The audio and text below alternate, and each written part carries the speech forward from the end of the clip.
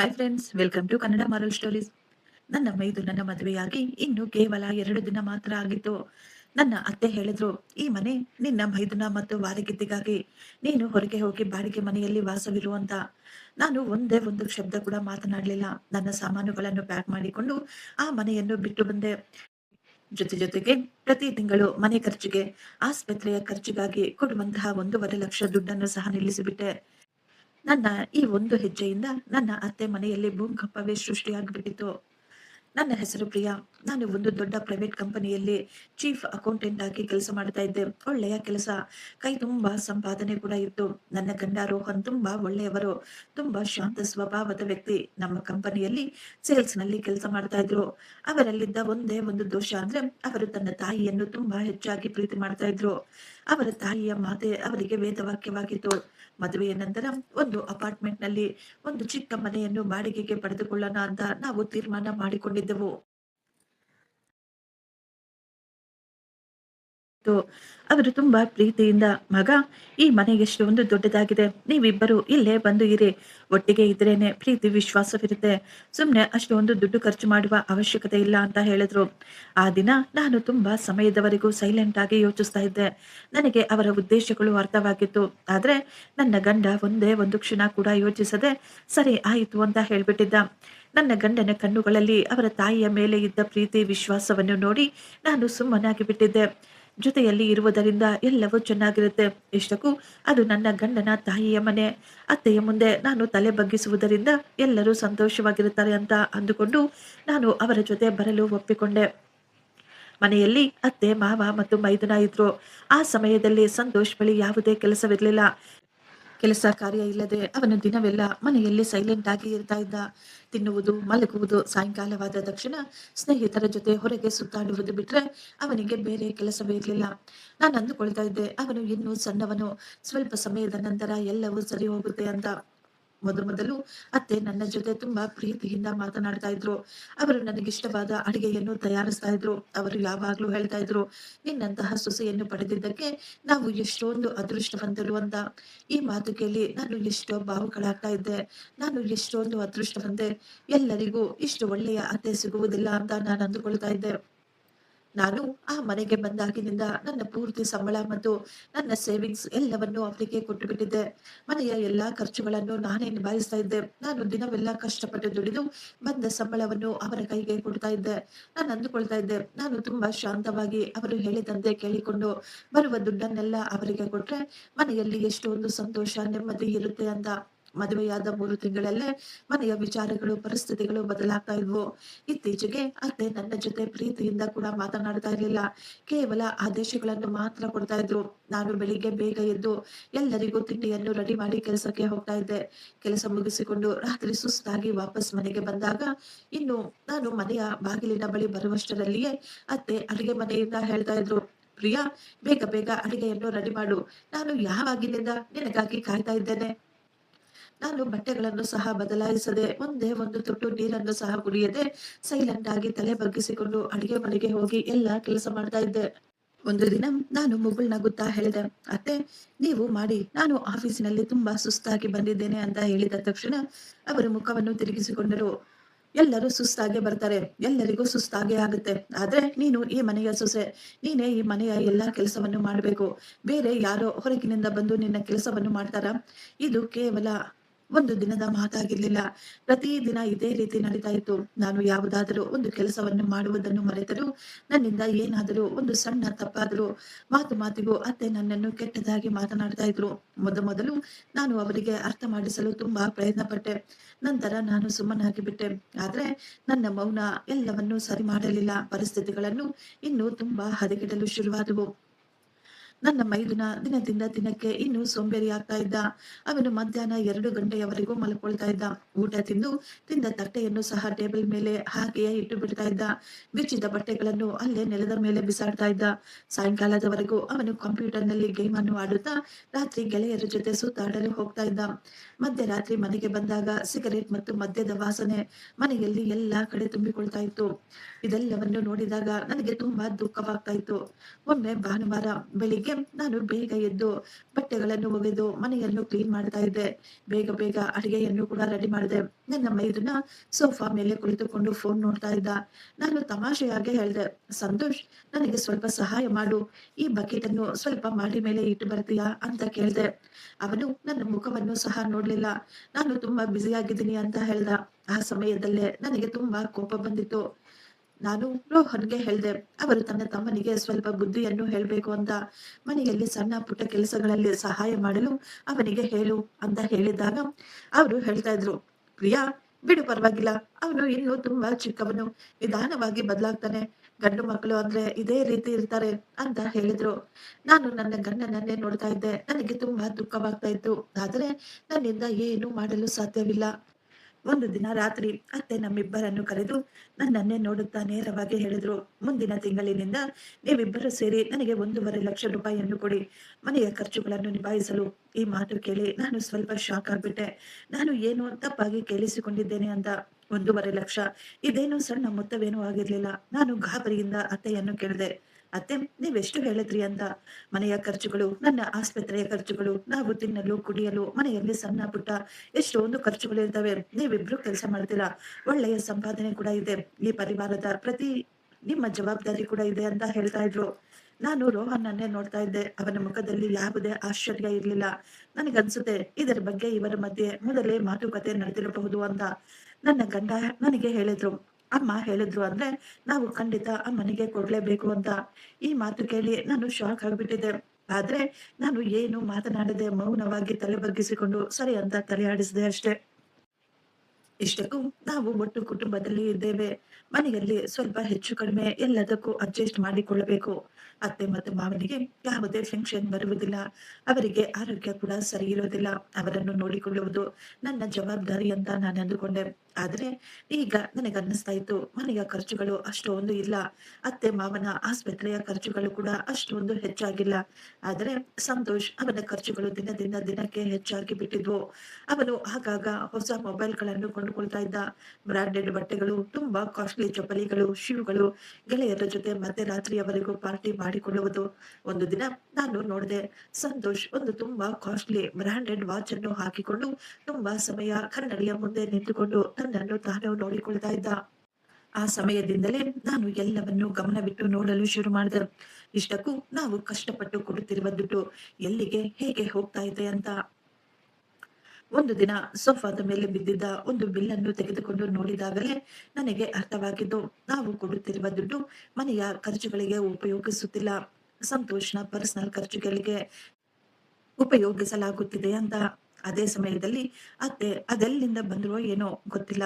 ಅವರು ತಕ್ಷಣ ನನ್ನ ಕೈಯಲ್ಲಿರುವ ಬಿಲ್ಲನ್ನು ಕಸಿದುಕೊಂಡ್ರು. ಪ್ರಿಯಾ, ನೀನು ಏನ್ ಮಾಡ್ತಾ ಇದೀಯಾ ಅಂತ ಕೇಳಿದ್ರು. ನಾನು ತುಂಬಾ ಶಾಂತವಾಗಿ, ನಾನು ಸೋಫಾದ ಮೇಲೆ ಬಿದ್ದಿದ್ದ ಈ ಬಿಲ್ಲನ್ನು ನೋಡ್ತಾ ಇದ್ದೆ. ಇಷ್ಟೊಂದು ವೇಸ್ಟ್ ಖರ್ಚುಗಳು ಯಾಕೆ, ಹೇಗೆ ಅಂತ ಹೇಳಿದಾಗ ಅವರು ತುಂಬಾ ಕೋಪವಾಗಿ, ನೀನು ನನಗೆ ಕೊಟ್ಟಿರುವ ದುಡ್ಡು ನನ್ನ ಬಳಿ ಭದ್ರವಾಗಿದೆ. ಅದನ್ನು ನಾನು ಯಾಕೆ, ಹೇಗೆ ಖರ್ಚು ಮಾಡಿದ್ದೀನಿ ಎಂದು ಇದನ್ನು ಕೇಳುವ ಅವಶ್ಯಕತೆ ನಿನಗಿಲ್ಲ. ಈ ಮನೆಯಲ್ಲಿ ಏನು, ಹೇಗೆ ನಡೆಸಬೇಕು ಅನ್ನುವುದನ್ನು ನಾನು ನಿರ್ಧಾರ ಮಾಡ್ತೀನಿ. ಅವರು ಎಷ್ಟೊಂದು ಕೋಪವಾಗಿ ಮಾತನಾಡ್ತಾ ಇದ್ರು ಅಂದ್ರೆ ಅವರ ಪ್ರತಿಯೊಂದು ಮಾತುಗಳು ನನ್ನ ಮುಖದ ಮೇಲೆ ಹೊಡೆದ ಹಾಗೆಯೇ ಅನ್ನಿಸ್ತಾ ಇತ್ತು ನಂಗೆ. ಇಲ್ಲಿ ಕೇವಲ ದುಡ್ಡಿನ ವಿಷಯವಾಗಿರ್ಲಿಲ್ಲ. ಈ ಮನೆಯಲ್ಲಿ ನಾನು ಈಗ ಸೊಸೆಯಾಗಿರ್ಲಿಲ್ಲ. ಕೇವಲ ದುಡ್ಡನ್ನು ಸಂಪಾದಿಸುವ ಒಂದು ಮಿಷನ್ ಆಗಿದ್ದೆ ಅಷ್ಟೇ. ನನಗೆ ಈಗ ಒಳಗೊಳಗೆ ಒಂದು ರೀತಿಯ ಭಯ ಕೂಡ ಶುರುವಾಗಿತ್ತು. ಆದರೂ ನಾನು ನನ್ನ ಎಲ್ಲಾ ಜವಾಬ್ದಾರಿಗಳನ್ನು ನಿಷ್ಠೆಯಿಂದ ನಿಭಾಯಿಸ್ತಾ ಇದ್ದೆ. ಮನೆಯ ಎಲ್ಲಾ ಕೆಲಸವನ್ನು ಮಾಡ್ತಾ ಇದ್ದೆ. ಆದ್ರೆ ಪ್ರತಿ ಬಾರಿ ಅತ್ತೆ ನನ್ನ ದುಡ್ಡನ್ನು ತೆಗೆದುಕೊಂಡು ನನ್ನ ಚಿಕ್ಕ ಮಗನ ಮೇಲೆ ಖರ್ಚು ಮಾಡುವುದನ್ನು ನೋಡಿದಾಗ ನನಗೆ ತುಂಬಾ ದುಃಖವಾಗ್ತಾ ಇತ್ತು. ನಾನು ಎಷ್ಟೋ ಬಾರಿ ಇದರ ಬಗ್ಗೆ ನನ್ನ ಗಂಡನ ಜೊತೆ ಮಾತನಾಡಲು ಪ್ರಯತ್ನ ಪಟ್ಟೆ. ನನ್ನ ಉದ್ದೇಶ ಮನೆಯಲ್ಲಿ ಜಗಳ ಮಾಡಿಸುವುದು ಆಗಿರ್ಲಿಲ್ಲ. ನಾನು ನನ್ನ ಗಂಡನಿಗೆ ಹೇಳಿದೆ, ನಾನು ಪ್ರತಿ ತಿಂಗಳು ಕೊಡುವ ದುಡ್ಡು ಏನಾಗ್ತಾ ಇದೆ, ಹೇಗೆ ಖರ್ಚಾಗ್ತಾ ಇದೆ ಅಂತ ತಿಳಿದುಕೊಳ್ಬೇಕಲ್ವಾ ಅಂತ. ಅತ್ತೆಗೆ ದುಡ್ಡು ಕೊಡಲು ನನಗೆ ಏನು ಬೇಜಾರಿಲ್ಲ. ಆದ್ರೆ ನಮ್ಮ ದುಡ್ಡಿನಿಂದ ಸಂತೋಷ್ ಸೋಮಾರಿ ಆಗ್ತಾ ಇದ್ದಾನೆ. ನನ್ನ ಮಾತು ಕೇಳಿ ಸ್ವಲ್ಪ ಸಮಯ ಸುಮ್ಮನಿದ್ದ ನನ್ನ ಗಂಡ ನಂತರ ಹೇಳ್ದ, ಪ್ರಿಯಾ, ನೀನು ತುಂಬಾ ಹೆಚ್ಚಾಗಿ ಯೋಚಿಸ್ತಾ ಇದೀಯಾ. ಅಮ್ಮನಿಗೆ ವಯಸ್ಸಾಗ್ಬಿಟ್ಟಿದೆ. ಅವರು ತಮಗಾಗಿ ಎಷ್ಟು ಮಾತ್ರ ಖರ್ಚು ಮಾಡ್ತಾರೆ ಹೇಳು. ಸಂತೋಷ್ ಇನ್ನೂ ಸೆಟ್ಲ್ ಆಗಿಲ್ಲ. ಅಮ್ಮ ಅವನನ್ನು ಸ್ವಲ್ಪ ಹೆಚ್ಚಾಗಿ ಪ್ರೀತಿ ಮಾಡ್ತಾರೆ. ಇದರಲ್ಲಿ ತಪ್ಪೇನಿದೆ? ನಾನು ತುಂಬಾ ಶಾಂತವಾಗಿ, ನಿಧಾನವಾಗಿ ಹೇಳಿದೆ. ಪ್ರೀತಿ ಮಾಡುವುದು ಸರಿಯಾದ ವಿಷಯವೇ. ಆದ್ರೆ ಮನೆಯ ಖರ್ಚುಗಳಿಗೂ, ಆಸ್ಪತ್ರೆಯ ದುಡ್ಡು ಅವನಿಗೆ ಕೊಟ್ಟು ಅವನನ್ನು ಹಾಳು ಮಾಡುವುದು ಇದು ಸರಿಯಾದ ವಿಷಯವಲ್ಲ. ನಿಮ್ಗೆ ಕಾಣಿಸ್ತಾ ಇಲ್ವಾ? ಅವನ ದಿನದಿಂದ ದಿನಕ್ಕೆ ಎಷ್ಟೊಂದು ಜಾಸ್ತಿ ಖರ್ಚು ಮಾಡ್ತಾ ಇದ್ದಾನೆ ಅಂತ. ನಮ್ಮ ಮೇಲೆ ಎಷ್ಟೊಂದು ಅವಲಂಬಿತವಾಗ್ತಾ ಇದ್ದಾನೆ ಅಂತ. ನನ್ನ ಗಂಡ ಸ್ವಲ್ಪ ಸಮಯ ಯೋಚಿಸಿ ಅವರು ಹೇಳಿದ ಮಾತನ್ನು ಕೇಳಿ ನಾನು ಸೈಲೆಂಟ್ ಆಗಿಬಿಟ್ಟೆ. ಅಮ್ಮ ನನ್ನನ್ನು ತುಂಬಾ ಕಷ್ಟಪಟ್ಟು ಸಾಕಿ ಬೆಳೆಸಿದ್ದಾರೆ. ಈಗ ನಮ್ಮ ಜವಾಬ್ದಾರಿ ನಾವು ಅವರನ್ನು ತುಂಬಾ ಚೆನ್ನಾಗಿ ನೋಡಿಕೊಳ್ಳಬೇಕು. ನೀನು ಇಷ್ಟೊಂದು ಲೆಕ್ಕಾಚಾರ ಹಾಕುವುದನ್ನು ಬಿಡು. ಈ ಮಾತು ಕೇಳಿದ ತಕ್ಷಣ ನನ್ನ ಬಾಯಿಂದ ಒಂದೇ ಒಂದು ಮಾತು ಸಹ ಹೊರಬರಲಿಲ್ಲ. ನಾನು ಕೇವಲ ಆ ವ್ಯಕ್ತಿಯನ್ನೇ ನೋಡ್ತಾ ಇದ್ದೆ. ಅವರು ನನ್ನನ್ನು ತುಂಬಾ ಪ್ರೀತಿ ಮಾಡ್ತೀನಿ ಅಂತ ಯಾವಾಗ್ಲೂ ಹೇಳ್ಕೊಳ್ತಾ ಇದ್ರು.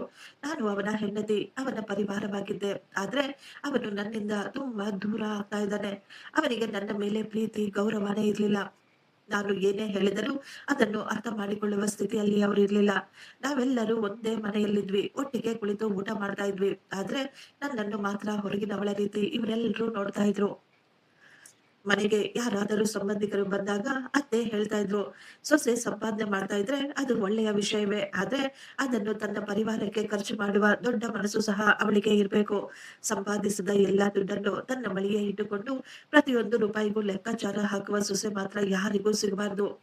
ಈ ಮಾತು ಕೇಳಿ ಹೊರಗಿನವರು ಜೋರಾಗಿ ನಗ್ತಾ ಇದ್ರು.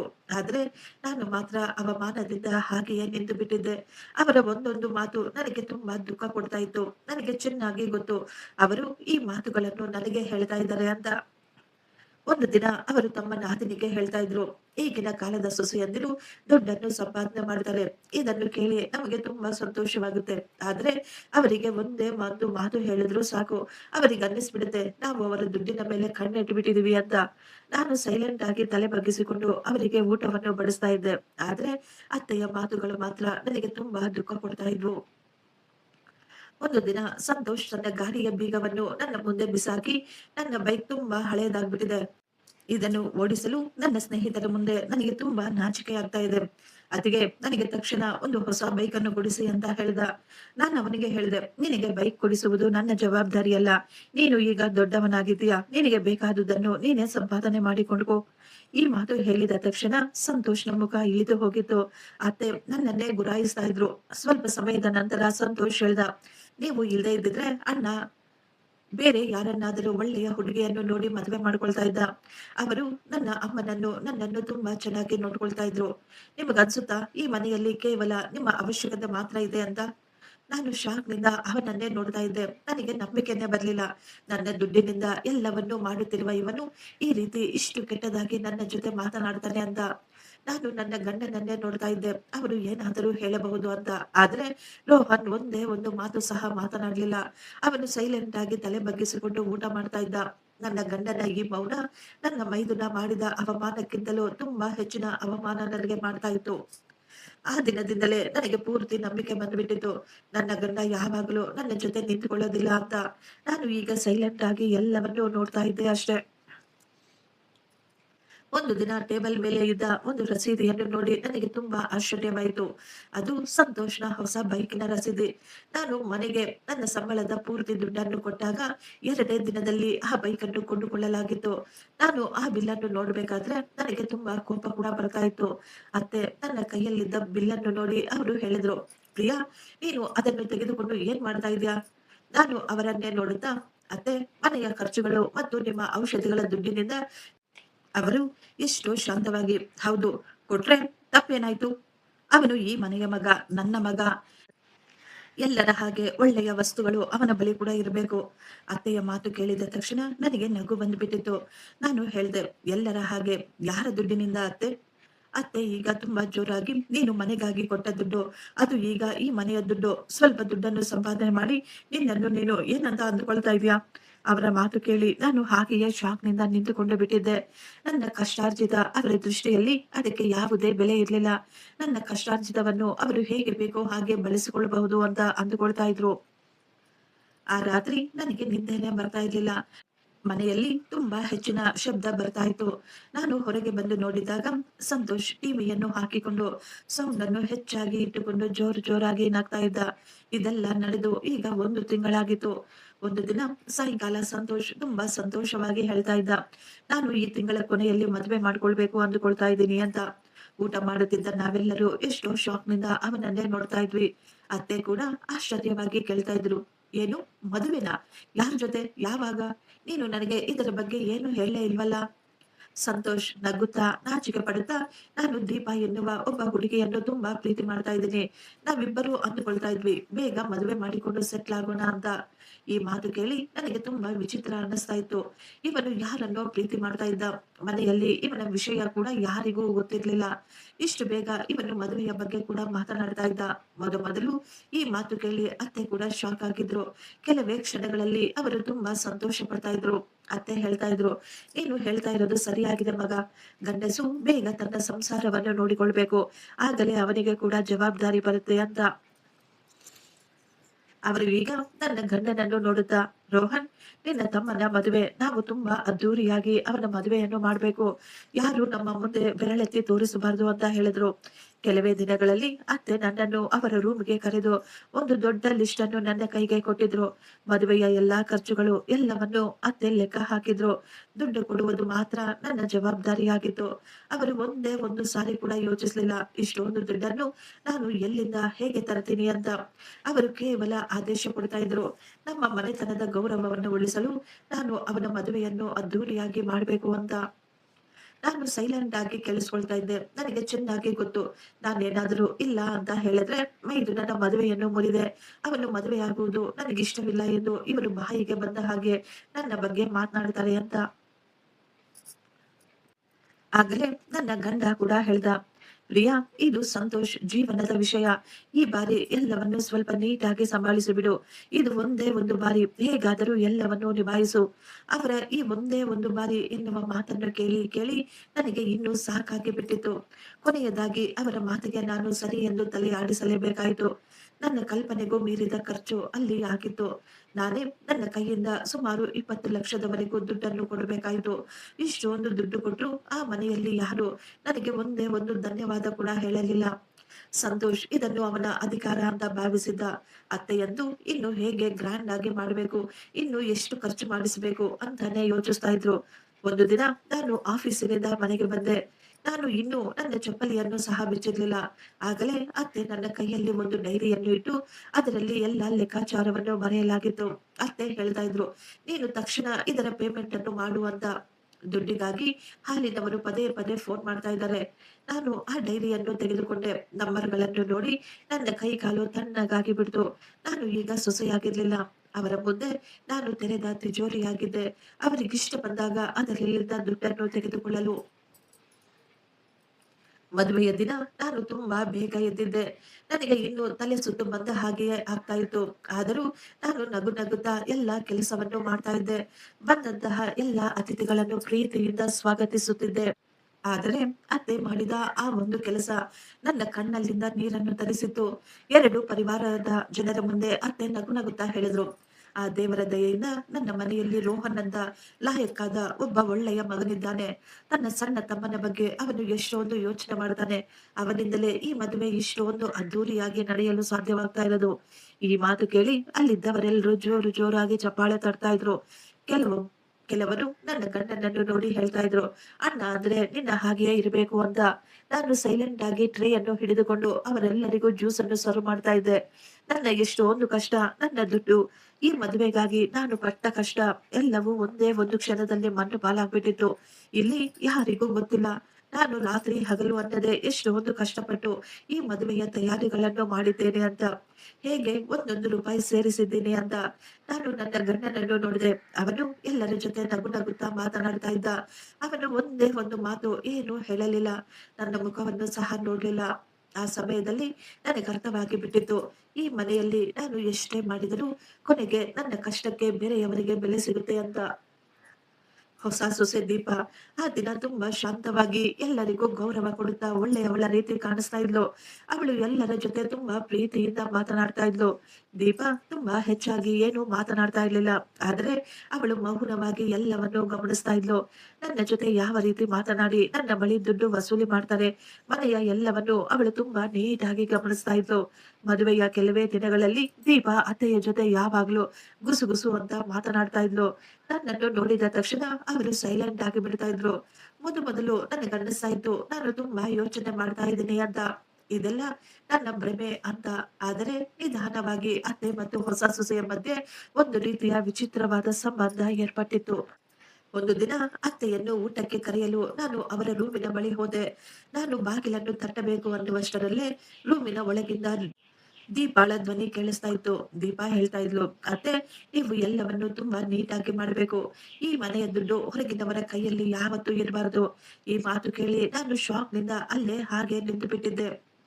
ಏನು? ಹೊರಗಿನವರ? ಅವರ ದೃಷ್ಟಿಯಲ್ಲಿ ನಾನು ಹೊರಗಿನವಳಾಗಿದ್ದೆ. ಯಾರು ತನ್ನ ದುಡ್ಡನ್ನು, ತನ್ನ ಕಷ್ಟವನ್ನು, ತನ್ನ ಯೌವನವನ್ನು, ತನ್ನ ಸುಖವನ್ನು ಎಲ್ಲವನ್ನೂ ಈ ಮನೆಯನ್ನು ಉದ್ಧಾರ ಮಾಡಲು ಖರ್ಚು ಮಾಡಿದ್ರೋ, ಅವರೇ ಈ ದಿನ ಈ ಮನೆಗೆ ಹೊರಗಿನವರಾಗ್ಬಿಟ್ಟಿದ್ರು. ನಾನು ಸೈಲೆಂಟ್ ಆಗಿ ಅಲ್ಲಿಂದ ಬಂದುಬಿಟ್ಟೆ. ಆ ಸಮಯದಲ್ಲಿ ನನಗರ್ಥವಾಗಿ ಬಿಟ್ಟಿತ್ತು, ಈ ಮನೆಯ ನಾಟಕಗಳು ಇನ್ನು ತುಂಬಾ ಅಧಿಕವಾಗಿ ಬಿಡ್ತವೆ ಅಂತ.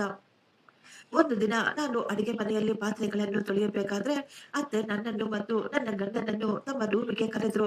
ನಾನು ರೂಮಿಗೆ ಹೋದಾಗ ಅಲ್ಲಿನ ಪರಿಸ್ಥಿತಿ ನಮಗೆ ಸ್ವಲ್ಪ ವಿಚಿತ್ರ ಅನ್ನಿಸ್ತು. ಅತ್ತೆ ನೇರವಾಗಿ ನಮ್ಮನ್ನು ನೋಡುತ್ತಾ, "ನಾನು ಚೆನ್ನಾಗಿ ಯೋಚನೆ ಮಾಡಿದ್ದೀನಿ. ಇನ್ನು ಮುಂದೆ ಈ ಮನೆಯಲ್ಲಿ ಸಂತೋಷ್ ಮತ್ತು ಅವನ ಹೆಂಡತಿಗೆ ಎಲ್ಲ ಅಧಿಕಾರ, ಗೌರವ ಕೊಡಬೇಕು. ಅವರ ಮಾತೆ ಈ ಮನೆಯಲ್ಲಿ ನಡೆಯಬೇಕು. ನೀವಿಬ್ಬರು ಹೊರಗೆ ಹೋಗಿ ಯಾವುದಾದರೂ ಬಾಡಿಗೆ ಮನೆಯಲ್ಲಿ ವಾಸವಿರಿ." ನನಗನ್ನಿಸ್ತು ನಾನು ಏನೋ ತಪ್ಪಾಗಿ ಕೇಳಿಸ್ಕೊಂಡಿದ್ದೀನಿ ಅಂತ. ನಾನು ಈಗ ತಾನೇ ಕೇಳಿದಂತಹ ಶಬ್ದಗಳು ಸತ್ಯನಾ ಅಥವಾ ಸುಳ್ಳ ಅಂತಾನೆ ನನಗೆ ಅರ್ಥವಾಗ್ಲಿಲ್ಲ. ಇದೇ ಅತ್ತೆ ಒಂದು ಸಮಯದಲ್ಲಿ ನನ್ನ ಕೈಯನ್ನು ಹಿಡಿದುಕೊಂಡು, "ಎಲ್ಲರೂ ಒಟ್ಟಿಗೆ ಇದ್ರೇನೆ ಸಂತೋಷ. ನೀನು ಈ ಮನೆಯಲ್ಲಿದ್ರೆ ನಮಗೆ ತುಂಬಾ ಇಷ್ಟವಾಗುತ್ತೆ. ನೀನು ನಮ್ಮ ಮನೆಯ ಮಹಾಲಕ್ಷ್ಮಿ" ಅಂತ ಹೇಳಿದ್ರು. ಈ ದಿನ ಅದೇ ಅತ್ತೆ ನನ್ನನ್ನು ಈ ಮನೆಯಿಂದ ಹೊರಗೆ ಹೋಗು ಅಂತ ಹೇಳ್ತಾ ಇದ್ರು. ನಾನು ನನ್ನ ಗಂಡನನ್ನು ನೋಡ್ದೆ. ರೋಹನ್ ಕೂಡ ತುಂಬಾ ಶಾಕ್ ಆಗಿದ್ರು. ಅವರಿಗೂ ಈ ಮಾತಿನ ಮೇಲೆ ನಂಬಿಕೆನೇ ಬರ್ಲಿಲ್ಲ. ಅವನು ಹಿಂಜರಿಯುತ್ತಲೇ ಹೇಳ್ದ, "ಅಮ್ಮ, ನಾವು ಯಾಕೆ ಹೊರಗೆ ಹೋಗ್ಬೇಕು? ಈ ಮನೆಯಲ್ಲಿ ಎಷ್ಟೊಂದು ಜಾಗವಿದೆ ಅಲ್ವಾ?" ಅತ್ತೆ ವಿಚಿತ್ರವಾಗಿ ನಗುತ್ತಾ, "ಏನು? ಈ ಮನೆಯಲ್ಲಿ ಜಾಗ ಇದೆಯಾ? ಈಗ ಸಂತೋಷ್‌ಗೆ ಮದುವೆಯಾಗಿದೆ. ಅವನಿಗೂ ಕೂಡ ಪ್ರೈವಸಿ ಬೇಕು. ನಿನ್ನ ತಮ್ಮ ಮದುವೆಯಾದ ನಂತರ ಕೂಡ ಒಂದು ಸಣ್ಣ ರೂಮಿನಲ್ಲಿ ಅವರಿಬ್ರು ಬಿದ್ದುಕೊಂಡಿರ್ಬೇಕು ಅಂತ ನೀವಿಬ್ರು ಬಯಸ್ತಾ ಇದ್ದೀರಾ? ನೀವಿಬ್ಬರು ಸಂಪಾದನೆ ಮಾಡ್ತಾ ಇದ್ದೀರಾ. ಹೊರಗೆ ಮನೆಯನ್ನು ನೋಡಿಕೊಳ್ಳುವುದು ನಿಮ್ಮಿಬ್ಬರಿಗೂ ತುಂಬಾ ಸುಲಭ. ಆದ್ರೆ ಸಂತೋಷ್ ಮತ್ತು ದೀಪಾಗೆ ಇನ್ನು ಈಗ ತಾನೇ ಹೊಸದಾಗಿ ಮದುವೆಯಾಗಿದೆ. ಅವರಿಬ್ಬರು ಇನ್ನು ತುಂಬಾ ಕಲಿಯಬೇಕು. ಅವರು ಈಗಲೇ ಹೊರಗೆ ಹೋಗಲು ಸಾಧ್ಯವಿಲ್ಲ." ನಾನು ಸೈಲೆಂಟ್ ಆಗಿ ನಿಂತು ಈ ಎಲ್ಲಾ ಮಾತುಗಳನ್ನು ಕೇಳಿಸ್ಕೊಳ್ತಾ ಇದ್ದೆ. ಇದೆಲ್ಲವೂ ಇವರು ಮೊದಲೇ ಮಾಡಿಟ್ಟುಕೊಂಡಂತಹ ಪ್ಲಾನ್ ಅಂತ ನನಗನ್ನಿಸ್ತಾ ಇತ್ತು. ಬಾಗಿಲಿನ ಹಿಂದೆ ದೀಪ ಮತ್ತು ಸಂತೋಷ್ ಇಬ್ಬರು ಬಚ್ಚಿಟ್ಟುಕೊಂಡು ಈ ಮಾತುಗಳನ್ನ ಕೇಳಿಸ್ಕೊಳ್ತಾ ಇದ್ರು. ಅವರಿಬ್ಬರ ಮುಖದಲ್ಲಿ ಎಷ್ಟೊಂದು ಸಂತೋಷ ತುಂಬಿತ್ತು. ಅವರ ಮುಖದ ಮೇಲಿದ್ದ ಆ ಸಂತೋಷವನ್ನು ನೋಡಿ ನನಗೆ ತುಂಬಾ ಅಸಹ್ಯವಾಗ್ತಾ ಇತ್ತು. ಇನ್ನು ಹೆಚ್ಚಾಗಿ ಇವರ ಬಾಯಿಂದ ಏನನ್ನು ಕೇಳುವ ಅವಶ್ಯಕತೆ ನನಗಿಲ್ಲ ಅಂತ ಅನ್ನಿಸ್ತಾ ಇತ್ತು. ರೋಹನ್ ಇನ್ನು ತನ್ನ ಅಮ್ಮನನ್ನು ಬೇಡಿಕೊಳ್ತಾ ಇದ್ದ, "ಅಮ್ಮ, ಸ್ಥಳದ ಕೊರತೆ ಇದ್ರೆ ನಾವು ಕುಳಿತುಕೊಂಡು ಮಾತನಾಡೋಣ. ಆದ್ರೆ ನೀವು ಈ ರೀತಿ ನಮ್ಮನ್ನು ಮನೆಯಿಂದ ಹೊರಗೆ ಹೋಗು ಅನ್ನುವುದು ಇದು ಎಷ್ಟು ಮಾತ್ರ ಸರಿ?" ಅವರ ಮಾತು ಇನ್ನು ಪೂರ್ತಿನೇ ಆಗಿರ್ಲಿಲ್ಲ. ಅತ್ತೆ ನನ್ನ ಗಂಡನನ್ನು ಮಧ್ಯದಲ್ಲೇ ನಿಲ್ಲಿಸಿ ಅವರು ತಮ್ಮ ಕೊನೆಯ ತೀರ್ಮಾನವನ್ನು ಹೇಳಿಬಿಟ್ರು. "ಇನ್ನು ಏನನ್ನು ಯೋಚಿಸುವ ಅಗತ್ಯವಿಲ್ಲ. ಈ ಮನೆ ನಂದು. ನಾನು ಹೇಗೆ ಹೇಳ್ತೀನೋ ಅದೇ ರೀತಿ ನಡೆಯಬೇಕು. ಸಂತೋಷ್‌ಗೆ ಮದುವೆ ಆಗಿದೆ. ಇನ್ನು ನಾನು ಅವರಿಬ್ಬರನ್ನು ಆ ಸಣ್ಣ ರೂಮಿನಲ್ಲಿ ಇರಲು ಹೇಳ್ಬೇಕಾ? ಅವರ ಅಣ್ಣ ಮತ್ತು ಅತ್ತಿಗೆ ಪೂರ್ತಿ ಮನೆಯನ್ನು ಅವರ ಸ್ವಂತ ಮಾಡಿಕೊಂಡು ಕುಳಿತುಕೊಂಡಿದ್ದಾರೆ." ಅತ್ತೆಯ ಈ ಮಾತು ಕೇಳಿ ನನಗನ್ನಿಸ್ತಾ ಇತ್ತು, ಯಾರೋ ನನ್ನ ಮುಖದ ಮೇಲೆ ಜೋರಾಗಿ ಹೊಡಿತಾ ಇದ್ದಾರೆ ಅಂತ. ಆ ಮನೆಯನ್ನು ಸರಿ ಮಾಡಲು ಲೋನ್ ತೆಗೆದುಕೊಂಡು ಇವರಿಗೆ ದುಡ್ಡು ಕೊಟ್ಟಿದ್ದು, ಈ ಮನೆಯ ಪ್ರತಿಯೊಂದು ಜವಾಬ್ದಾರಿಯನ್ನು ಹೆಗಲ ಮೇಲೆ ಹಾಕಿಕೊಂಡಿದ್ದು, ಅಷ್ಟು ಮಾತ್ರವಲ್ಲ ಅವನ ಮದುವೆಗೂ ಸಹ ಸಾಲ ಮಾಡಿ ದುಡ್ಡು ಕೊಟ್ಟಿದ್ದಕ್ಕೆ ಈ ದಿನ ಮನೆಯ ಮೇಲೆ ತಮ್ಮ ಹಿಡಿತ ಸಾಧಿಸಿದ್ದಾರೆ ಅಂತ ಹೇಳ್ತಾ ಇದ್ರು. ಇಷ್ಟು ವರ್ಷದ ನನ್ನ ಕಷ್ಟಕ್ಕೆ ಅವರು ನನಗೆ ಹೊರಗಿನವಳು ಅಂತ ಬಿರುದು ಕೊಟ್ಟಿದ್ರು. ಅತ್ತೆ ಈಗ ತುಂಬಾ ನಿಧಾನವಾಗಿ ಹೇಳಿದ್ರು, "ನೀವು ಹೊರಗೆ ಇರಿ. ಆದ್ರೆ ಪ್ರತಿ ತಿಂಗಳು ದುಡ್ಡನ್ನು ಮಾತ್ರ ಅದೇ ರೀತಿ ಕೊಡಬೇಕು. ಮೊದಲು ಕೊಟ್ಟ ಹಾಗೆ ಮನೆಯ ಖರ್ಚುಗಳು, ನನ್ನ ಔಷಧಿಗಳಿಗೆ ನೀವು ಹೊರಗೆ ಹೋದ ತಕ್ಷಣ ನಿಮ್ಮ ಜವಾಬ್ದಾರಿಯಿಂದ ತಪ್ಪಿಸಿಕೊಳ್ಳಬಹುದು ಅಂತ ಅಂದುಕೊಳ್ಳಬೇಡಿ." ಈ ಮಾತು ಕೇಳಿದ ತಕ್ಷಣ ನನಗೆ ಈಗ ಎಲ್ಲವೂ ಸ್ಪಷ್ಟವಾಗಿತ್ತು. ಅವರಿಗೆ ಸಂತೋಷ್ ಮತ್ತು ದೀಪಾಗಾಗಿ ಈ ಮನೆಯಲ್ಲಿ ಜಾಗ ಬೇಕಾಗಿರ್ಲಿಲ್ಲ. ಅತ್ತೆಗೆ ನಮ್ಮ ಚಿಕ್ಕ ಮಗನ ಬಗ್ಗೆ ಯಾವುದೇ ಚಿಂತೆ ಇರ್ಲಿಲ್ಲ. ಆಕೆ ನಮ್ಮನ್ನು ಈ ಮನೆಯಿಂದ ಓಡಿಸಬೇಕು ಅಂದುಕೊಂಡಿದ್ದು ಅಷ್ಟೇ. ಯಾಕಂದ್ರೆ ನಾನು ಇಲ್ಲಿ ಏನನ್ನು ಕೇಳಬಾರದು. ನಾನು ಯಾವುದರಲ್ಲೂ ಮಧ್ಯೆ ಮಾತನಾಡಬಾರದು ಅಂತ. ಆದ್ರೆ ನನ್ನ 1.5 ಲಕ್ಷ ಮಾತ್ರ ಪ್ರತಿ ತಿಂಗಳು ಈ ಮನೆಗೆ ಬರ್ತಾ ಇರಬೇಕು. ನಾನು ಈಗ ಈ ಮನೆಯ ಸೊಸೆಯಾಗಿರ್ಲಿಲ್ಲ. ಕೇವಲ ಎಟಿಎಂ ಮಿಷನ್ ಆಗಿದ್ದೆ ಅಷ್ಟೇ. ನಾನು ಈಗ ನನ್ನ ಗಂಡನನ್ನೇ ನೋಡ್ತಾ ಇದ್ದೆ. ಅವರು ಏನಾದ್ರೂ ಹೇಳ್ತಾರೆ ಅಂತ. ಆದ್ರೆ ರೋಹನ್ ಅಲ್ಲೇ ಹಾಗೆಯೇ ನಿಂತುಕೊಂಡಿದ್ದ. ಅವನು ಒಂದೇ ಒಂದು ಶಬ್ದ ಕೂಡ ಮಾತನಾಡಲಿಲ್ಲ. ನಾನು ಈಗ ಯಾವುದೇ ರೀತಿಯ ಗಲಾಟೆ ಮಾಡಲಿಲ್ಲ, ಅಳಲೂ ಇಲ್ಲ. ನಾನು ತುಂಬಾ ಶಾಂತವಾಗಿದ್ದೆ. ಈಗ ನನ್ನ ಅತ್ತೆಯನ್ನು ಮತ್ತು ಬಾಗಿಲಿನ ಬಳಿ ನಿಂತಿದ್ದ ಸಂತೋಷ್ ಮತ್ತು ಅವನ ಹೆಂಡತಿಯನ್ನು ನೋಡಿದೆ. ನನ್ನ ಗಂಡನ ಮುಖವನ್ನು ನೋಡಿ ನಗುತ್ತಾ, ಆಯ್ತು, ನಾನು ಹೊರಟು ಹೋಗ್ತೀನಿ ಅಂತ ಹೇಳಿದೆ ಅಷ್ಟೇ. ಈಗ ಅಲ್ಲಿ ನಿಶ್ಶಬ್ದ ಆವರಿಸಿ ಬಿಟ್ಟಿತ್ತು. ಅವರಿಗೆ ನಂಬಿಕೆನೇ ಬರ್ಲಿಲ್ಲ ಅನ್ಸುತ್ತೆ. ನಾನು ಇಷ್ಟು ಬೇಗ ಈ ಮಾತಿಗೆ ಒಪ್ಪಿಕೊಳ್ತೀನಿ ಅಂತ. ನಾನು ಏನನ್ನೂ ಮಾತನಾಡದೆ ಸೈಲೆಂಟ್ ಆಗಿ ನನ್ನ ರೂಮಿಗೆ ಹೊರಟು ಹೋದೆ. ಸೂಟ್ ಕೇಸ್ ಅನ್ನು ಹೊರತೆಗೆದು ನನ್ನ ಎಲ್ಲಾ ಬಟ್ಟೆಗಳನ್ನು ಪ್ಯಾಕ್ ಮಾಡಿಕೊಂಡೆ. ರೋಹನ್ ನನ್ನ ಹಿಂದೆಯೇ ರೂಮಿಗೆ ಬಂದು ಅವನು ತುಂಬಾ ಸಮಯ ನಿಂತುಕೊಂಡು ನನ್ನನ್ನೇ ನೋಡ್ತಾ ಇದ್ದ. ಸ್ವಲ್ಪ ಸಮಯದ ನಂತರ ಅವನು ಹೇಳ್ತಾ ಇದ್ದ, ಪ್ರಿಯಾ, ಶಾಂತವಾಗಿರು. ಅಮ್ಮ ಏನೋ ಕೋಪದಲ್ಲಿದ್ದಾರೆ. ಆದ್ರೆ ನಾನು ಅವರ ಮುಖವನ್ನು ಸಹ ನೋಡ್ಲಿಲ್ಲ. ನಾನು ಸೈಲೆಂಟ್ ಆಗಿ ನನ್ನ ಬಟ್ಟೆಗಳನ್ನು ತುಂಬಿಸಿಕೊಂಡು ನಂತರ ಹೇಳಿದೆ, ನಿನ್ನ ಅಮ್ಮನ ತಲೆ ತುಂಬಾ ಶಾಂತವಾಗಿದೆ. ಈ ದಿನ ಅವರು ಸತ್ಯವನ್ನು ಹೇಳಿದ್ದಾರೆ. ನನ್ನ ಮಾತು ಕೇಳಿ ನನ್ನ ಗಂಡ ಮೌನವಾಗಿ ಬಿಟ್ಟ. ಆ ದಿನ ಸಾಯಂಕಾಲವೇ ನಾನು ಟ್ಯಾಕ್ಸಿಯನ್ನು ಮಾಡಿಕೊಂಡು ಕೇವಲ ನನ್ನ ಸಾಮಾನುಗಳನ್ನು ಮಾತ್ರ ತೆಗೆದುಕೊಂಡು ಆ ಮನೆಯಿಂದ ಹೊರಗೆ ಬಂದುಬಿಟ್ಟೆ. ನಾನು ಒಂದೇ ಒಂದು ತೊಟ್ಟು ಕಣ್ಣೀರು ಸಹ ಹಾಕದೆ ನನ್ನ ಅತ್ತೆಯ ಮನೆಯಿಂದ ಹೊರಗೆ ಬಂದು ಬಿಟ್ಟಿದ್ದೆ. ನಾನು ಮನೆಯಿಂದ ಹೋಗ್ಬೇಕಾದ್ರೆ ಅತ್ತೆ ಬಾಗಿಲ ಬಳಿ ನಿಂತುಕೊಂಡು ಸೊಂಟದ ಮೇಲೆ ಕೈಯನ್ನು ಇಟ್ಕೊಂಡು ಆಕೆಯ ಪ್ರತಿಯೊಂದು ಮಾತಿನಲ್ಲೂ ವಿಷ ತುಂಬಿಕೊಂಡಿತ್ತು. ಪ್ರಿಯಾ, ತುಂಬಾ ಅಹಂಕಾರದಿಂದ ಹೊರಗಡೆ ಹೋಗ್ತಾ ಇದೀಯಾ. ಹೊರಗೆ ಹೋದ ನಂತರ ಗೊತ್ತಾಗುತ್ತೆ ಹೊರಗೆ ಬದುಕುವುದು ಎಷ್ಟು ಕಷ್ಟ ಅಂತ. ಕೆಲವು ದಿನಗಳ ನಂತರ ಅದೇ ಮುಖವನ್ನು ಎತ್ತಿಕೊಂಡು ಮತ್ತೆ ಇದೇ ಮನೆಗೆ ವಾಪಸ್ ಬರಬೇಡ. ನಾನು ಹಿಂದೆ ತಿರುಗಿ ನನ್ನ ಅತ್ತೆಯನ್ನೇ ನೋಡ್ತಾ ಇದ್ದೆ. ನನಗೆ ಈಗ ಯಾವುದೇ ಕೋಪವಿರಲಿಲ್ಲ. ನಾನು ತುಂಬಾ ಶಾಂತವಾಗಿ, ನಾವು ಶಾಶ್ವತವಾಗಿ ಈ ಮನೆಯನ್ನು ಬಿಟ್ಟು ಹೋಗ್ತಾ ಇದ್ದೀನಿ. ಆದರೆ ಇಂದಿನಿಂದ 1.5 ಲಕ್ಷ ನಾನು ಮತ್ತು ನನ್ನ ಗಂಡ ಕೊಡ್ತಾ ಇದ್ವಲ್ಲ, ಅದು ಇಲ್ಲಿಗೆ ನಿಂತು ಹೋಯ್ತು. ನನ್ನ ಈ ಒಂದೇ ಒಂದು ಮಾತು ಆ ಮನೆಯಲ್ಲಿ ಸಿಡಿಮದ್ದಿನ ರೀತಿ ಸಿಡಿದಿತ್ತು. ಕೆಲವು ಸೆಕೆಂಡುಗಳವರೆಗೂ ಅಲ್ಲಿ ನಿಶ್ಶಬ್ದ ಆವರಿಸಿಬಿಟ್ಟಿತ್ತು. ಇಷ್ಟೊತ್ತು ಕಾಲಿನ ಮೇಲೆ ಕಾಲು ಹಾಕಿಕೊಂಡು ಆರಾಮವಾಗಿ ಕುಳಿತಿದ್ದ ಸಂತೋಷ್ ತಕ್ಷಣ ಎದ್ದು ನಿಂತು ಕೋಪವಾಗಿ, ಅತ್ತಿಗೆ, ನೀವಿದ್ದೇನ್ ಹೇಳ್ತಾ ಇದ್ದೀರಾ? ಅಮ್ಮನ ಔಷಧಿಗಳ ದುಡ್ಡನ್ನು ನೀವು ಕೊಡದೆ ಬಚ್ಚಿಟ್ಕೊಳ್ತೀರಾ ಅಂತ ಹೇಳ್ತಾ ಇದ್ದ. ನಾನು ಅವನನ್ನೇ ನೋಡಿದೆ. ಈಗ ನನ್ನ ಮನಸ್ಸಿನಲ್ಲಿ ಅವನ ಬಗ್ಗೆ ಯಾವುದೇ ರೀತಿಯ ಪ್ರೀತಿ, ಗೌರವ ಇರ್ಲಿಲ್ಲ. ನಾನು ಈಗ ಈ ಮನೆಯಲ್ಲಿ ಇರೋದಿಲ್ವಲ್ಲ, ನಿಮ್ಮೆಲ್ಲರನ್ನು ನೋಡಿಕೊಳ್ಳಬೇಕು, ನಿಮ್ಮ ಖರ್ಚುಗಳನ್ನು ನಿಭಾಯಿಸಬೇಕು ಅನ್ನುವ ಜವಾಬ್ದಾರಿ ಕೂಡ ಈಗ ನನ್ನ ಮೇಲೆ ಇಲ್ಲ ಅಂತ ಹೇಳಿದಾಗ ಅತ್ತೆ ಕೋಪವಾಗಿ ಕೂಗಾಡ್ತಾ ಇದ್ಲು. ನೀನ್ ಇದಂತ ವಿಚಿತ್ರವಾದ ಮಾತುಗಳನ್ನ ಹೇಳ್ತಾ ಇದೀಯಾ? ನಾನು ಯಾವಾಗಲೂ ಹುಷಾರಿಲ್ಲದೆ ಇರ್ತೀನಿ. ನೀನು ದುಡ್ಡನ್ನು ಕೊಡದೆ ನನ್ನನ್ನು ಕೊಲ್ಲಬೇಕು ಅಂತ ತೀರ್ಮಾನ ಮಾಡಿದ್ಯಾ?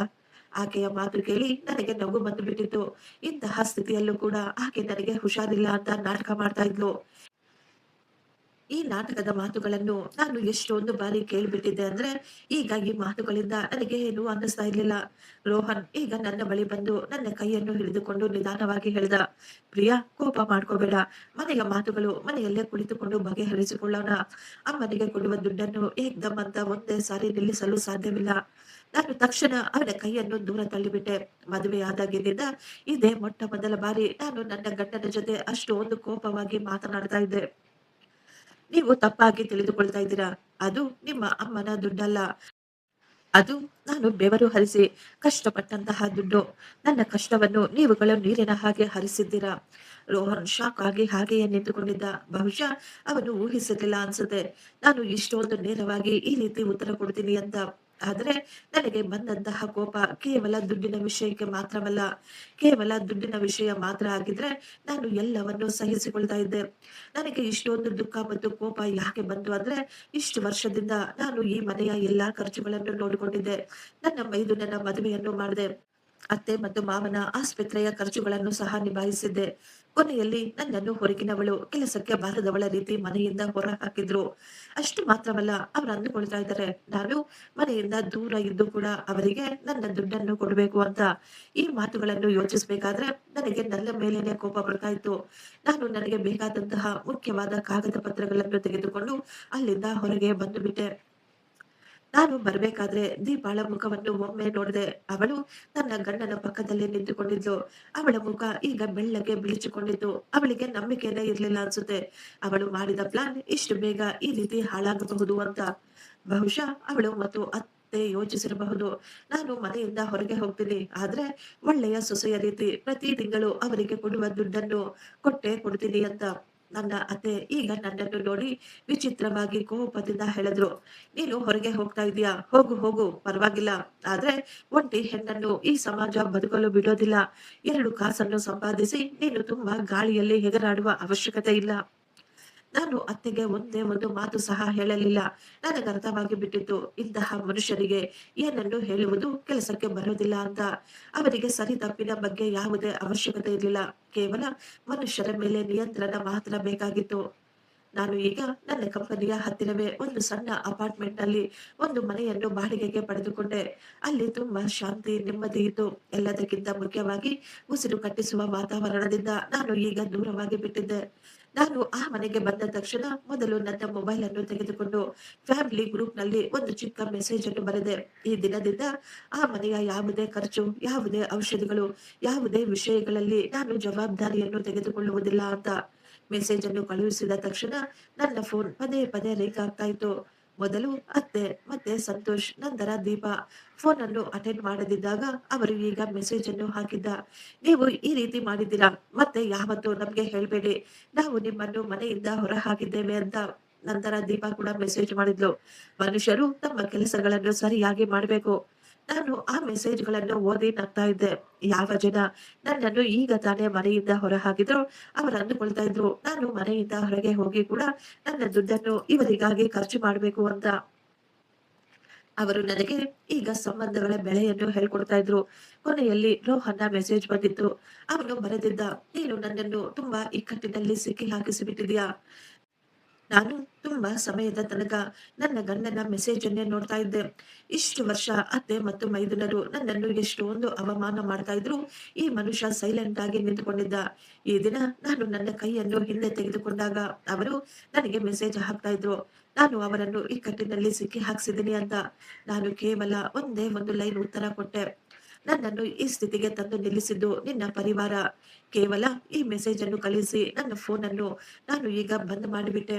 ಈಗ ಆ ಮನೆಯಲ್ಲಿ ತುಂಬಾ ನೆಮ್ಮದಿಯಾಗಿತ್ತು. ನಾನು ಹೋದ 2 ದಿನದ ನಂತರ ಅತ್ತೆಗೆ ಪ್ರೈವೇಟ್ ಹಾಸ್ಪಿಟಲ್‌ನಲ್ಲಿ ಚೆಕಪ್ ಇತ್ತು. ಇಂದಿನವರೆಗೂ ಈ ಎಲ್ಲವನ್ನು ನಾನೇ ಸಂಭಾಳಿಸ್ತಾ ಇದ್ದೆ.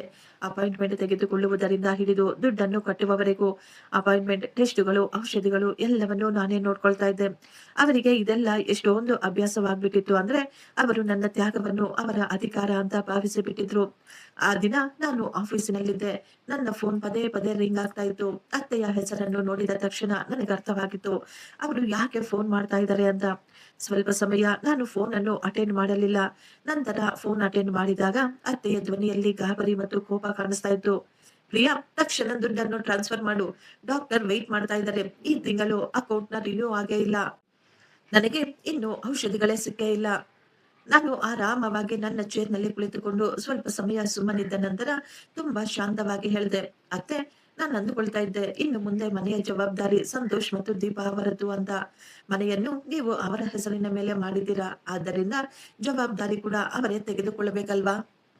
ಅಂತ ಹೇಳಿದ ತಕ್ಷಣ ಸ್ವಲ್ಪ ಸಮಯ ಸುಮ್ಮನಿದ್ದ ಅತ್ತೆ ನಂತರ ಕೋಪವಾಗಿ ಕೂಗಾಡ್ತಾ ಇದ್ರು. "ನೀನು ಇದೆಂತ ಹುಚ್ಚಿಯ ರೀತಿ ಮಾತನಾಡ್ತಾ ಇದೀಯಾ? ಇದು ನನ್ನ ಆರೋಗ್ಯದ ವಿಷಯ. ನನ್ನ ಆರೋಗ್ಯದ ವಿಷಯ ಬಂದಾಗ ನೀನು ಲೆಕ್ಕಾಚಾರ ಹಾಕ್ತೀಯಾ? ಅತ್ತೆ, ನೀವು ನನ್ನನ್ನು ಮನೆಯಿಂದ ಹೊರ ಹಾಕಿದಾಗ ನೀವು ನನ್ನ ಆರೋಗ್ಯದ ಬಗ್ಗೆ ಆಗ್ಲಿ, ನನ್ನ ಜೀವನದ ಬಗ್ಗೆ ಆಗ್ಲಿ ಏನಾದರೂ ಯೋಚಿಸಿದ್ರಾ?" ಅಂತ ಹೇಳಿ ನಾನು ಫೋನನ್ನು ಇಟ್ಟುಬಿಟ್ಟೆ. ಸಂತೋಷ್ ತೆಗೆದುಕೊಂಡಿದ್ದಂತಹ ಬೈಕು ಅದು ಲೋನಿನ ಮೇಲೆ ತೆಗೆದುಕೊಂಡಿದ್ರು. ಅವನು ಅಂದುಕೊಂಡಿದ್ದ, ತಿಂಗಳು ತಿಂಗಳು ಅಣ್ಣ ಮತ್ತು ಅತ್ತಿಗೆ ಮನೆಗೆ ದುಡ್ಡು ಕೊಡ್ತಾರೆ. ನನಗೆ ಚಿಂತೆ ಮಾಡುವ ಅವಶ್ಯಕತೆ ಇಲ್ಲ ಅಂತ. ಆದರೆ ಈ ತಿಂಗಳು ನಾನು ದುಡ್ಡನ್ನು ಕೊಡದೇ ಇದ್ದಿದ್ದಕ್ಕೆ ಕಂಪನಿಯಿಂದ ಅವನಿಗೆ ಸತತವಾಗಿ ಫೋನ್ ಕಾಲ್ ಬರ್ತಾ ಇತ್ತು. ಆ ಮನೆಯಲ್ಲಿ ಏನೇನು ನಡೆಯುತ್ತಿತ್ತೋ ನನಗೆಲ್ಲವೂ ಗೊತ್ತಾಗ್ತಾ ಇತ್ತು. ಲಂಚ್ ಬ್ರೇಕ್‌ನಲ್ಲಿ ದೀಪಾ ನನ್ನ ಗಂಡನಿಗೆ ಫೋನ್ ಮಾಡಿದ್ಲು. ಅವಳು ಫೋನ್‌ನಲ್ಲಿ ಜೋರಾಗಿ ಗಲಾಟೆ ಮಾಡ್ತಾ ಇದ್ಲು. ಮಾತುಗಳು ಎಷ್ಟೊಂದು ದೊಡ್ಡದಾಗಿತ್ತು ಅಂದ್ರೆ, ಆ ದಿನ ಮಧ್ಯಾಹ್ನ ಮನೆಯಲ್ಲಿ ತುಂಬಾ ದೊಡ್ಡ ಗಲಾಟೆನೇ ನಡೆದಿತ್ತು. ದೀಪಾ ಅಂದುಕೊಂಡಿದ್ಲು, ನಾನು ತುಂಬಾ ದುಡ್ಡಿರುವ ಮನೆಗೆ ಬಂದಿದ್ದೀನಿ ಅಂತ. ಆದ್ರೆ ನಾನು ಹೋದ ಸ್ವಲ್ಪ ಸಮಯಕ್ಕೆ ಅವಳಿಗೆ ಅರ್ಥವಾಗಿ ಬಿಟ್ಟಿತ್ತು. ಅವಳು ತನ್ನ ಗಂಡ ಮತ್ತು ಅತ್ತೆಯ ಮೇಲೆ ಕೋಪದಿಂದ ಕೂಗಾಡ್ತಾ ಇದ್ಲು. "ಅಕ್ಕ ಈ ಮನೆಯಿಂದ ಹೋದ್ರೆ ಮನೆಯಲ್ಲಿ ನೆಮ್ಮದಿ ಇರುತ್ತೆ. ನಾವು ಸಂತೋಷವಾಗಿರ್ತೀವಿ ಅಂತ ಅಂದುಕೊಂಡೆ. ಆದ್ರೆ ಆ ಮನೆಯಲ್ಲಿ ಸ್ವಲ್ಪ ಸಮಯಕ್ಕೆ ಎಲ್ಲವೂ ಬಿಗಡಾಯಿಸಿ ಬಿಟ್ಟಿದ್ರು. ಯಾಕೆಂದ್ರೆ ಎಲ್ಲದಕ್ಕೂ ದುಡ್ಡೇ ಬೇಕಾಗಿತ್ತು." ಈ ಮಾತು ಕೇಳಿ ನನಗೆ ಸಂತೋಷವೇನೂ ಆಗ್ಲಿಲ್ಲ. ಆದ್ರೆ ನನಗೆ ತುಂಬಾ ನಗು ಬಂದು ಬಿಟ್ಟಿತ್ತು. ಅತ್ತೆ ದೀಪಾಗೆ ಹೇಳ್ತಾ ಇದ್ರು, "ನೀನು ಇನ್ನು ಈ ಮನೆಗೆ ಬಂದು 2 ದಿನ ಆಗಿದೆ. ಅಷ್ಟರಲ್ಲೇ ನನ್ನನ್ನೇ ಎದುರಿಸಿ ಮಾತನಾಡ್ತಾ ಇದೀಯಾ? ಅವಳು ಈ ದಿನ ದುಡ್ಡನ್ನು ನಿಲ್ಲಿಸಿದ್ದಾಳೆ ಅಷ್ಟೇ. ಆದ್ರೆ ನಾಳೆ ಖಂಡಿತ ಕೊಟ್ಟೇ ಕೊಡ್ತಾಳೆ. ನನ್ನ ಮಗ ಅವಳನ್ನು ಖಂಡಿತ ಒಪ್ಪಿಸುತ್ತಾನೆ." ಈ ಮಾತು ನನ್ನವರೆಗೂ ಬಂದಾಗ ನಾನು ತುಂಬಾ ಸಮಯ ಸುಮ್ನೆ ಇದ್ದೆ. ಅವರಿಗೆ ಈಗಲೂ ನಂಬಿಕೆ ಇತ್ತು. ನಾನು ಅವರಿಗೆ ದುಡ್ಡು ಕೊಟ್ಟೇ ಕೊಡ್ತೀನಿ ಅಂತ. ಆ ದಿನ ರಾತ್ರಿ ನನ್ನ ಗಂಡ ನನ್ನ ಹೊಸ ಮನೆಗೆ ಬಂದಿದ್ರು. ಅವರು ತುಂಬಾ ಸಮಯ ಬಾಗಿಲಿನ ಬಳಿ ನಿಂತುಕೊಂಡಿದ್ರು. ನಾನು ಬಾಗಿಲನ್ನು ತೆಗೆದಾಗ ಅವರು ಒಳಗೆ ಬಂದ ತಕ್ಷಣ ಆ ಮನೆಯನ್ನು ನೋಡಿ ನನ್ನನ್ನು ನೋಡ್ತಾ ಇದ್ರು. "ನೀನು ಹೇಗಿದೀಯಾ?" ಅಂತ ಒಂದೇ ಒಂದು ಮಾತು ಕೂಡ ಅವರು ನನ್ನನ್ನು ಕೇಳಲಿಲ್ಲ. ಅವನು ನನ್ನನ್ನೇ ನೋಡುತ್ತಾ, "ನೀನು ಈ ರೀತಿ ಮಾಡಿ ನನ್ನ ಪೂರ್ತಿ ಪರಿವಾರವನ್ನು ಅವಮಾನ ಮಾಡ್ಬಿಟ್ಟೆ" ಅಂತ ಹೇಳಿದಾಗ ನಾನು ಅಲ್ಲೇ ನಿಂತು ಆ ವ್ಯಕ್ತಿಯನ್ನೇ ನೋಡ್ತಾ ಇದ್ದೆ. ನಾನು ಅಂದುಕೊಂಡಿದ್ದೆ ಇದೆಲ್ಲವನ್ನು ನೋಡಿ ಆದ್ರೂ ನನ್ನನ್ನು ಅರ್ಥ ಮಾಡ್ಕೊಳ್ತಾರೆ ಅಂತ. ಆದ್ರೆ ಆ ವ್ಯಕ್ತಿ ನನ್ನನ್ನು ಅರ್ಥ ಮಾಡಿಕೊಳ್ಳಲಿಲ್ಲ. ತನ್ನ ಪರಿವಾರದ ಮೇಲೆ ಸಂಕಟ ಬಂದಾಗ ಅವನಿಗೆ ಮೊದಲು ಅವನ ಗೌರವ ಮರ್ಯಾದೆ ಕಾಣಿಸಿತು. ನಾನು ತುಂಬಾ ಸಮಯ ಅವನನ್ನೇ ನೋಡ್ತಾ ಇದ್ದೆ. ನಂತರ ನಿಧಾನವಾಗಿ ಹೇಳಿದೆ, "ನಾನು ಯಾರ ಗೌರವವನ್ನು ಹಾಳು ಮಾಡ್ಲಿಲ್ಲ. ನಾನು ಕೇವಲ ನನ್ನ ಕೈಯನ್ನು ಹಿಂದೆ ತೆಗೆದುಕೊಂಡಿದ್ದೀನಿ ಅಷ್ಟೇ. ನಿಮಗೆ ನನ್ನ ಕಷ್ಟ ಕಾಣಿಸ್ತಾ ಇಲ್ಲ. ನಾನು ಕೊಡುವ ದುಡ್ಡು ತೆಗೆದುಕೊಂಡು ನೀವುಗಳು ಎಂಜಾಯ್ ಮಾಡ್ತಾ ಇದ್ರಿ." ನನ್ನ ಮಾತು ಕೇಳಿ ರೋಹನ್ ಸುಮ್ನಾಗ್ಬಿಟ್ಟ. ಅವನಿಗೆ ಗೊತ್ತು ನಾನು ಹೇಳ್ತಾ ಇರೋದು ಸತ್ಯ ಅಂತ. 2 ದಿನದ ನಂತರ ನನ್ನ ಗಂಡನ ಚಿಕ್ಕಮ್ಮ ಫೋನ್ ಮಾಡಿದ್ರು. ಅವರ ಮಾತಿನಲ್ಲಿ ಪ್ರೀತಿ ಏನೋ ಇತ್ತು. ಆದ್ರೆ ಪ್ರತಿಯೊಂದು ಮಾತು ನನಗೆ ಚುಚ್ಚಿ ಹೇಳಿದ ಹಾಗೆ ಇತ್ತು. "ಪ್ರಿಯಾ, ಇತ್ತೀಚೆಗೆ ನೀನು ತುಂಬಾ ಶ್ರೀಮಂತಳಾಗ್ಬಿಟ್ಟಿದೀಯಾ ಅಂತಲ್ಲ. ಆದ್ದರಿಂದಲೇ ಅತ್ತೆ ಮನೆಯನ್ನು ಲೆಕ್ಕ ಮಾಡ್ತಾ ಇಲ್ವಂತೆ. ನಿನ್ನ ಅತ್ತೆಗೆ ಹುಷಾರಿಲ್ಲ ಅಂತ ಗೊತ್ತಿದ್ರೂನು ನೀನು ಆಕೆಯನ್ನು ಒಂಟಿಯಾಗಿ ಬಿಟ್ಟು ಬಂದಿದೀಯಂತೆ. ಇದು ತಪ್ಪಲ್ವಮ್ಮ?" ನಾನು ಆಕೆಯನ್ನು ನಿಮ್ಗೆ ಯಾರು ಹೇಳಿದ್ದು ಅಂತ ಕೇಳ್ಬೇಕು ಅಂತ ಕೂಡ ನಂಗನ್ನಿಸ್ಲಿಲ್ಲ. ಯಾಕೆಂದ್ರೆ ನನಗೆ ಚೆನ್ನಾಗಿ ಗೊತ್ತು ಈ ಸುದ್ದಿಯನ್ನು ಯಾರು ಹಬ್ಬಿಸಿರ್ತಾರೆ ಅಂತ. ಮಾರನೆಯ ದಿನ ಇನ್ನೊಬ್ಬ ಸಂಬಂಧಿಕರು ಫೋನ್ ಮಾಡಿದ್ರು. "ಮಗಳೇ, ಏನೇ ನಡೆದ್ರು ಮದುವೆಯಾದ ಹೆಣ್ಣಿಗೆ ತನ್ನ ಅತ್ತೆ ಮನೆಯಲ್ಲಿಯೇ ಗೌರವ ಮರ್ಯಾದೆ ಸಿಗೋದು. ಮೈದುನನ ಮದುವೆಯಾದ ತಕ್ಷಣ ಮನೆಯನ್ನು ಬಿಡುವುದು ಇದು ಸರಿಯಲ್ಲ. ಜನ ಎಲ್ಲ ಏನಂತಾರೆ ಹೇಳು?" ಈ ಮಾತುಗಳನ್ನೆಲ್ಲ ನಾನು ಸೈಲೆಂಟ್ ಆಗಿ ಕೇಳಿಸ್ಕೊಳ್ತಾ ಇದ್ದೆ. ಅವರಿಗೆ ಏನೂ ಗೊತ್ತಿಲ್ಲ. ಅವರು ಕೇವಲ ಒಬ್ಬರ ಮಾತನ್ನು ಕೇಳಿ ನನ್ನ ಬಗ್ಗೆ ಮಾತನಾಡ್ತಾ ಇದ್ರು. ಮೊದಲೆಲ್ಲ ಇಂತಹ ಮಾತುಗಳಿಗೆ ನಾನು ತುಂಬಾ ಹೆದರ್ಕೊಳ್ತಾ ಇದ್ದೆ. ಆದ್ರೆ ಈಗ ಈ ಮಾತುಗಳನ್ನು ಕೇಳಿ ನನಗೇನು ಅನ್ನಿಸ್ತಾನೆ ಇರ್ಲಿಲ್ಲ. ಕೇವಲ ಸಂಬಂಧಿಕರು ಮಾತ್ರವಲ್ಲ, ಅಕ್ಕಪಕ್ಕದವರು ಕೂಡ ಈಗ ನನ್ನನ್ನು ವಿಚಿತ್ರವಾಗಿ ನೋಡ್ತಾ ಇದ್ರು. ಅವರು ನನ್ನಿಂದ ದುಡ್ಡನ್ನು ತೆಗೆದುಕೊಳ್ಳಲು ಆಗ್ಲಿಲ್ಲ ಅಂದಾಗ ನನ್ನನ್ನು ಎಲ್ಲಾ ಕಡೆ ಅವಮಾನ ಮಾಡಿ ದುಡ್ಡನ್ನು ವಸೂಲಿ ಮಾಡ್ಬೇಕು ಅಂದುಕೊಂಡಿದ್ರು. ಕರ್ಮ ಯಾರನ್ನು ಬಿಡೋದಿಲ್ಲ. ಕೆಲವರು ಕೇವಲ ದುಡ್ಡಿಗಾಗಿ ಮಾತ್ರ ಬದುಕ್ತಾರೆ. ಅವರಿಗೆ ಸಂಬಂಧಗಳು ಅಂದ್ರೆ ಏನು ಅಂತಾನೆ ಗೊತ್ತಿಲ್ಲ. ವಯಸ್ಸಾದವರು, ಹುಷಾರಿಲ್ಲದವರನ್ನು ಸಹ ಬಿಟ್ಟು ಅವರ ದಾರಿಯನ್ನು ಅವರು ನೋಡ್ಕೊಳ್ತಾರೆ. ಚೆನ್ನಾಗಿ ನೆನಪಿಟ್ಕೊಳ್ಳಿ, ನೀವು ಮಾಡಿದ್ದು ನಿಮಗೆ ಖಂಡಿತ ವಾಪಸ್ ಬಂದೇ ಬರುತ್ತೆ. ಕರ್ಮ ಯಾರನ್ನು ಸಹ ಬಿಡೋದಿಲ್ಲ. ನನ್ನ ವಾರಗಿತ್ತಿಯ ಈ ಪೋಸ್ಟ್ ಅನ್ನು ನೋಡಿ ತುಂಬಾ ಜನ ಲೈಕ್ ಮಾಡಿದ್ರು. ಕೆಲವರು ಹೇಳ್ತಾ ಇದ್ರು, ಜನ ಎಷ್ಟೊಂದು ಸ್ವಾರ್ಥಿಯಾಗಿರ್ತಾರೆ ಅಂತ. ಇನ್ನು ಕೆಲವರು ಹೇಳ್ತಾ ಇದ್ರು, ವಯಸ್ಸಾದವರಿಗೆ ಈ ರೀತಿ ಮಾಡಿದ್ರೆ ಜೀವನದಲ್ಲಿ ಅವರು ಯಾವತ್ತೂ ಸುಖವಾಗಿ ಇರೋದಿಲ್ಲ ಅಂತ. ನಾನು ಆ ಪೋಸ್ಟ್ ಅನ್ನು ಓದಿದೆ. ಆದ್ರೆ ನನಗೆ ಯಾವುದೇ ದುಃಖ ಆಗ್ಲಿಲ್ಲ. ನನಗೆ ಚೆನ್ನಾಗಿ ಅರ್ಥವಾಗಿತ್ತು. ಈ ಸಮಾಜದ ಒತ್ತಡದಿಂದ ನಾನು ಹೆದರಿಕೊಂಡು ಮತ್ತೆ ಇವರಿಗೆ ನನ್ನ ಕಷ್ಟದ ದುಡ್ಡನ್ನು ಕೊಡ್ಬೇಕು ಅಂತ ಇವರು ಅಂದುಕೊಳ್ತಾ ಇದ್ದಾರೆ. ಆ ಮೆಸೇಜ್ ಅನ್ನು ಓದಿದ ನಂತರ ನಾನು ಯಾರಿಗೂ ಏನನ್ನೂ ಹೇಳಿಲ್ಲ. ರಿಪ್ಲೈ ಕೂಡ ಮಾಡ್ಲಿಲ್ಲ. ನಾನು ಕೇವಲ ಅವರು ಮಾಡುತ್ತಿದ್ದ ಫೋನ್ ಅನ್ನು ರೆಕಾರ್ಡ್ ಮಾಡ್ಕೊಳ್ತಾ ಇದ್ದೆ. ಅವರು ಕಳುಹಿಸುತ್ತಿದ್ದ ಮೆಸೇಜ್ ಅನ್ನು ಸ್ಕ್ರೀನ್ ಶಾಟ್ ತೆಗೆದುಕೊಳ್ತಾ ಇದ್ದೆ ಅಷ್ಟೇ. ಆ ಮನೆಯಲ್ಲಿದ್ದು ನಾನು ಒಂದು ಮಾತನ್ನು ಚೆನ್ನಾಗಿ ಅರ್ಥ ಮಾಡಿಕೊಂಡಿದ್ದೆ. ಹೆಚ್ಚಾಗಿ ಮಾತನಾಡುವವರನ್ನು ಅವರು ಕೈಲಾಗದವರು ಅಂತ ಅಂದುಕೊಳ್ತಾರೆ ಅಂತ. ಒಂದು ದಿನ ರಾತ್ರಿ ಸುಮಾರು 9 ಗಂಟೆಗೆ ಯಾರೋ ನನ್ನ ಮನೆಯ ಬಾಗಿಲನ್ನು ತುಂಬಾ ಜೋರಾಗಿ ತಟ್ತಾ ಇದ್ರು. ಒಂದು ಕ್ಷಣ ನಾನು ಭಯ ಪಟ್ಕೊಂಡೆ. ಯಾರಿರಬಹುದು ಅಂತ. ಯಾರು ಅಂತ ಕೇಳಿದಾಗ ಅತ್ತೆ ಜೋರಾಗಿ ಕಿರ್ಚಿ ಹೇಳ್ತಾ ಇದ್ರು, "ತಕ್ಷಣ ಬಾಗಿಲನ್ನು ತೆಗೆ. ಮನೆಯಲ್ಲಿ ಬಚ್ಚಿಟ್ಕೊಂಡಿದ್ಯಾ?" ನಾನು ತಕ್ಷಣ ಬಾಗಿಲನ್ನು ಓಪನ್ ಮಾಡಿದೆ. ಮನೆಯ ಹೊರಗೆ ಅತ್ತೆಯ ಜೊತೆ ಅವರ ಮಕ್ಕಳು, ಸೊಸೆಯಂದಿರು ಕೂಡ ನಿಂತ್ಕೊಂಡಿದ್ರು. ಅಕ್ಕಪಕ್ಕದವರೆಲ್ಲರೂ ನಮ್ಮ ಮನೆಯನ್ನೇ ನೋಡ್ತಾ ಇದ್ರು. "ನೀನು ಎಂತಹ ನಾಚಿಕೆ ಕೆಟ್ಟವಳು. ನನಗೆ ಹುಷಾರಿಲ್ಲ ಅಂತ ಗೊತ್ತಿದ್ರೂನು ಮನೆಗೆ ದುಡ್ಡು ಕೊಡುವುದನ್ನು ನಿಲ್ಲಿಸಿಬಿಟ್ಟಿದೀಯಾ? ನೀನು ಇಷ್ಟಕ್ಕೂ ಮನುಷ್ಯಳೇನಾ?" ಆಕೆಯ ಧ್ವನಿ ಪೂರ್ತಿ ಬಿಲ್ಡಿಂಗ್ ನಲ್ಲಿ ಜೋರಾಗಿ ಕೇಳಿಸ್ತಾ ಇತ್ತು. ಆಕೆ ಬೇಕು ಅಂತಲೇ ಎಲ್ಲರಿಗೆ ಕೇಳ್ಬೇಕು ಅಂತ ಆ ರೀತಿ ಕಿರ್ಚಿಕೊಳ್ತಾ ಇದ್ಲು. ನಾನು ಸೈಲೆಂಟ್ ಆಗಿ ನಿಂತುಕೊಂಡಿದ್ದೆ. ಅವರನ್ನು ಮನೆಯೊಳಗೆ ಕರೆದು ಮಾತನಾಡಬೇಕು ಅಂತ ಕೂಡ ನನಗೆ ಅನ್ನಿಸ್ಲಿಲ್ಲ. ಆ ದಿನ ಅತ್ತೆ ನಮ್ಮನ್ನು ಮನೆಯಿಂದ ಹೊರಗೆ ಹಾಕಿದ ದಿನದ ಮಾತುಗಳನ್ನು ನಾನು ಈಗ ಆನ್ ಮಾಡಿ ಜೋರಾಗಿ ಕೇಳಿಸ್ದೆ. ಆ ಧ್ವನಿ, ಆ ಮಾತುಗಳನ್ನು ಕೇಳಿ ಅಲ್ಲಿ ಈಗ ನಿಶ್ಶಬ್ದ ಆವರಿಸಿ ಬಿಟ್ಟಿತ್ತು. ನನ್ನ ಅತ್ತೆ ಮತ್ತು ಅವರ ಮಕ್ಕಳು, ಸೊಸೆಯಂದಿರು ಶಾಕ್‌ನಿಂದ ಹಾಗೆಯೇ ನಿಂತುಕೊಂಡು ಬಿಟ್ಟಿದ್ರು. ಅವರು ಊಹಿಸಿರ್ಲಿಲ್ಲ ನಾನು ಅವರ ಮಾತುಗಳನ್ನು ರೆಕಾರ್ಡ್ ಮಾಡಿಕೊಂಡು ಈ ರೀತಿ ಎಲ್ಲರ ಮುಂದೆ ತೋರಿಸ್ತೀನಿ ಅಂತ. ನಾನು ಎಲ್ಲರಿಗೂ ಹೇಳಿದೆ. ಎಲ್ಲರೂ ಚೆನ್ನಾಗಿ ಕೇಳಿಸ್ಕೊಳ್ಳಿ. ಈಕೆಯೇ ನನ್ನನ್ನು ಮನೆಯಿಂದ ಹೊರಹಾಕಿದ್ದು. ಅಷ್ಟು ಮಾತ್ರವಲ್ಲ, ನಾನು ಹೊರಗಿದ್ದರೂ ಇವರಿಗೆ ಪ್ರತಿ ತಿಂಗಳು 1,50,000 ರೂಪಾಯಿಯನ್ನು ಕೊಡಬೇಕಂತೆ. ನಾನು ಈಕೆಯ ಚಿಕಿತ್ಸೆಯ ದುಡ್ಡನ್ನು ನಿಲ್ಲಿಸಲಿಲ್ಲ. ನನ್ನ ಸಂಪಾದನೆ ಅಲ್ಲಿಗೆ ಕೊಡುವುದನ್ನು ಮಾತ್ರ ನಿಲ್ಲಿಸಿದ್ದೀನಿ ಅಷ್ಟೇ. ನನ್ನ ಮೈದುನ ತಕ್ಷಣ ಮುಂದೆ ಬಂದು ನನ್ನ ಫೋನನ್ನು ಕಸಿದುಕೊಳ್ಳುತ್ತಾ ಎಲ್ಲರ ಮುಂದೆ ನಮ್ಮನ್ನು ಈ ರೀತಿ ಅವಮಾನ ಮಾಡುವ ಅಧಿಕಾರ ನಿಮ್ಗೆ ಯಾರು ಕೊಟ್ಟಿದ್ದಾರೆ ಅಂತ ಕೇಳ್ತಾ ಇದ್ದ. ಅಷ್ಟರಲ್ಲೇ ಸೆಕ್ಯೂರಿಟಿ ಗಾರ್ಡ್ ಅಲ್ಲಿಗೆ ಬಂದು, ಇದೆಲ್ಲ ಏನ್ ನಡೀತಾ ಇದೆ ಇಲ್ಲಿ? ಈ ಸಮಯದಲ್ಲಿ ಇಷ್ಟೊಂದು ಜನ ಇಲ್ಲಿ ನಿಂತ್ಕೊಂಡು ಯಾಕೆ ಮಾತನಾಡ್ತಾ ಇದ್ದೀರಾ ಅಂತ ಕೇಳಿದಾಗ, ದೀಪಾ ತಕ್ಷಣ ತನ್ನ ಗಂಡನನ್ನು ಹಿಂದಕ್ಕೆ ಎಳೆದುಕೊಂಡ್ಲು. ಇಷ್ಟೊತ್ತು ನನ್ನ ಮೇಲೆ ಜೋರಾಗಿ ಕಿರುಚಾಡುತ್ತಿದ್ದ ನನ್ನ ಅತ್ತೆ ಈಗ ಜೋರು ಜೋರಾಗಿ ಅಳಲು ಶುರು ಮಾಡಿದ್ರು. ಆಕೆ ಹೇಳ್ತಾ ಇದ್ರು, ನಾನು ನನ್ನ ಮಗನನ್ನು ಎಷ್ಟೊಂದು ಕಷ್ಟಪಟ್ಟು ಓದಿಸಿ ಬೆಳೆಸಿ ಮದುವೆ ಮಾಡಿದ್ದೇನೆ. ನನ್ನ ಮಗ ಮತ್ತು ಸೊಸೆ ನನ್ನ ಋಣವನ್ನು ತೀರಿಸಿಕೊಳ್ಬೇಕು ಅಂತ ನಾನು ಅಂದುಕೊಂಡಿದ್ದೆ. ನಾನು ಸ್ವಲ್ಪ ಸಮಯ ಸುಮ್ಮನಿದ್ದು ನಂತರ ಹೇಳಿದೆ, ನಿಮ್ಮ ಈ ನಾಟಕವನ್ನು ಇನ್ನು ಸಾಕು ಮಾಡಿ. ವಯಸ್ಸಾದವರು ಅನಾರೋಗ್ಯದಿಂದ ಇರುವವರನ್ನು ನೋಡಿ ಜನ ಅಯ್ಯೋ ಪಾಪ ಅಂತಾರೆ. ಆದರೆ ಅದನ್ನೇ ನೆಪ ಇಟ್ಟುಕೊಂಡು ಸೊಸೆಯ ರಕ್ತವನ್ನು ಹೀರುವವರನ್ನು ಯಾರು ಕೇರ್ ಮಾಡೋದಿಲ್ಲ. ಈ ಮಾತು ಕೇಳಿದ ತಕ್ಷಣ ಅವರೆಲ್ಲರೂ ಶಾಕ್‌ನಿಂದ ಹಾಗೆಯೇ ನಿಂತುಕೊಂಡಿದ್ರು. ನನ್ನ ಗಂಡನ ಮುಖದಲ್ಲಿ ಕೂಡ ಈಗ ತುಂಬಾ ಆಶ್ಚರ್ಯವಿತ್ತು. ಯಾವಾಗಲೂ ಶಾಂತವಾಗಿ ಸುಮ್ಮನೆ ಇರುತ್ತಿದ್ದ ನಮ್ಮ ಮಾವನವರು ಮಾರನೆಯ ದಿನ ನನಗೆ ಫೋನ್ ಮಾಡಿದ್ರು. ಅವರು ತುಂಬಾ ಗಂಭೀರವಾಗಿ ಹೇಳಿದ್ರು, "ಪ್ರಿಯಾ, ಒಮ್ಮೆ ಮನೆಗೆ ಬಾ. ಎಷ್ಟೇ ಆದ್ರೂ ನಾವೆಲ್ಲ ಒಂದೇ ಪರಿವಾರ. ಕುಳಿತುಕೊಂಡು ಮಾತನಾಡೋಣ. ಯಾವುದಾದರೂ ಒಂದು ದಾರಿ ಸಿಕ್ಕೇ ಸಿಗತ್ತೆ."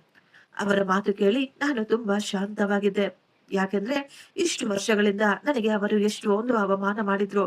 ನನ್ನ ಜೊತೆ ಏನೇನು ನಡೀತಾ ಇದೆ ಅಂತ ಎಲ್ಲವೂ ಗೊತ್ತಿದ್ರೂನು ಮಾವ ಮಾತ್ರ ಒಂದೇ ಒಂದು ಮಾತನ್ನು ಮಾತನಾಡಿರ್ಲಿಲ್ಲ. ಈ ದಿನ ಪರಿಸ್ಥಿತಿಗಳು ಕೈ ಮೀರಿದಾಗ ಅವರಿಗೆ ನನ್ನ ಜೊತೆ ಮಾತನಾಡಬೇಕು ಅಂತ ಅನ್ನಿಸ್ತಾ ಇತ್ತು. ನಾನು ಈಗ ಬ್ಯಾಂಕ್ ಸ್ಟೇಟ್ಮೆಂಟ್‌ಗಳು, ಆಸ್ಪತ್ರೆಯ ಬಿಲ್ಲುಗಳು, ಮನೆಗೆ ನಾನು ತಂದಂತಹ ಎಲ್ಲಾ ಸಾಮಾನುಗಳ ಬಿಲ್ಲುಗಳು, ನಾನು ಖರ್ಚು ಮಾಡಿದಂತಹ ದುಡ್ಡಿನ ಎಲ್ಲಾ ಬಿಲ್ಲುಗಳನ್ನು ಸಹ ರೆಡಿ ಮಾಡಿಕೊಂಡೆ ಮತ್ತು ಒಂದು ಡೈರಿಯನ್ನು ಸಹ ತೆಗೆದುಕೊಂಡೆ. ನಾನು ಆ ಮನೆಗೆ ಬಂದಾಗಿನಿಂದ ಇವರಿಗೆ ಎಷ್ಟು ದುಡ್ಡು ಕೊಟ್ಟಿದ್ದೀನಿ, ಎಲ್ಲೆಲ್ಲಿ ಏನೇನು ಖರ್ಚು ಮಾಡಿದ್ದೀನಿ, ಹೊರಗೆ ನಾನು ಇವರಿಗಾಗಿ ಎಷ್ಟು ಸಾಲ ಮಾಡಿದ್ದೇನೆ, ಎಲ್ಲವನ್ನೂ ಅದರಲ್ಲಿ ಬರೆದಿದ್ದೆ. ನಾನು ಆ ಮನೆಗೆ ಹೋದಾಗ ಅತ್ತೆ ಸೋಫಾದ ಮೇಲೆ ಕುಳಿತುಕೊಂಡಿದ್ರು. ಅವರ ಚಿಕ್ಕ ಮಗ ಮತ್ತು ಸೊಸೆ ಆಕೆಯ ಪಕ್ಕದಲ್ಲಿ ಕುಳಿತುಕೊಂಡಿದ್ರು. ಎಲ್ಲರ ಮುಖದಲ್ಲೂ ಚಿಂತೆ ಎದ್ದು ಕಾಣಿಸ್ತಾ ಇತ್ತು. ನನ್ನ ಮಾವ ನೇರವಾಗಿ ಮಾತನ್ನು ಶುರು ಮಾಡಿದ್ರು. "ಪ್ರಿಯಾ, ಏನೇ ಆದರೂ ನಾವೆಲ್ಲರೂ ಒಂದು ಪರಿವಾರ. ಕೇವಲ ದುಡ್ಡಿಗಾಗಿ ಸಂಬಂಧಗಳನ್ನು ಹಾಳು ಮಾಡಿಕೊಳ್ಬಾರ್ದು.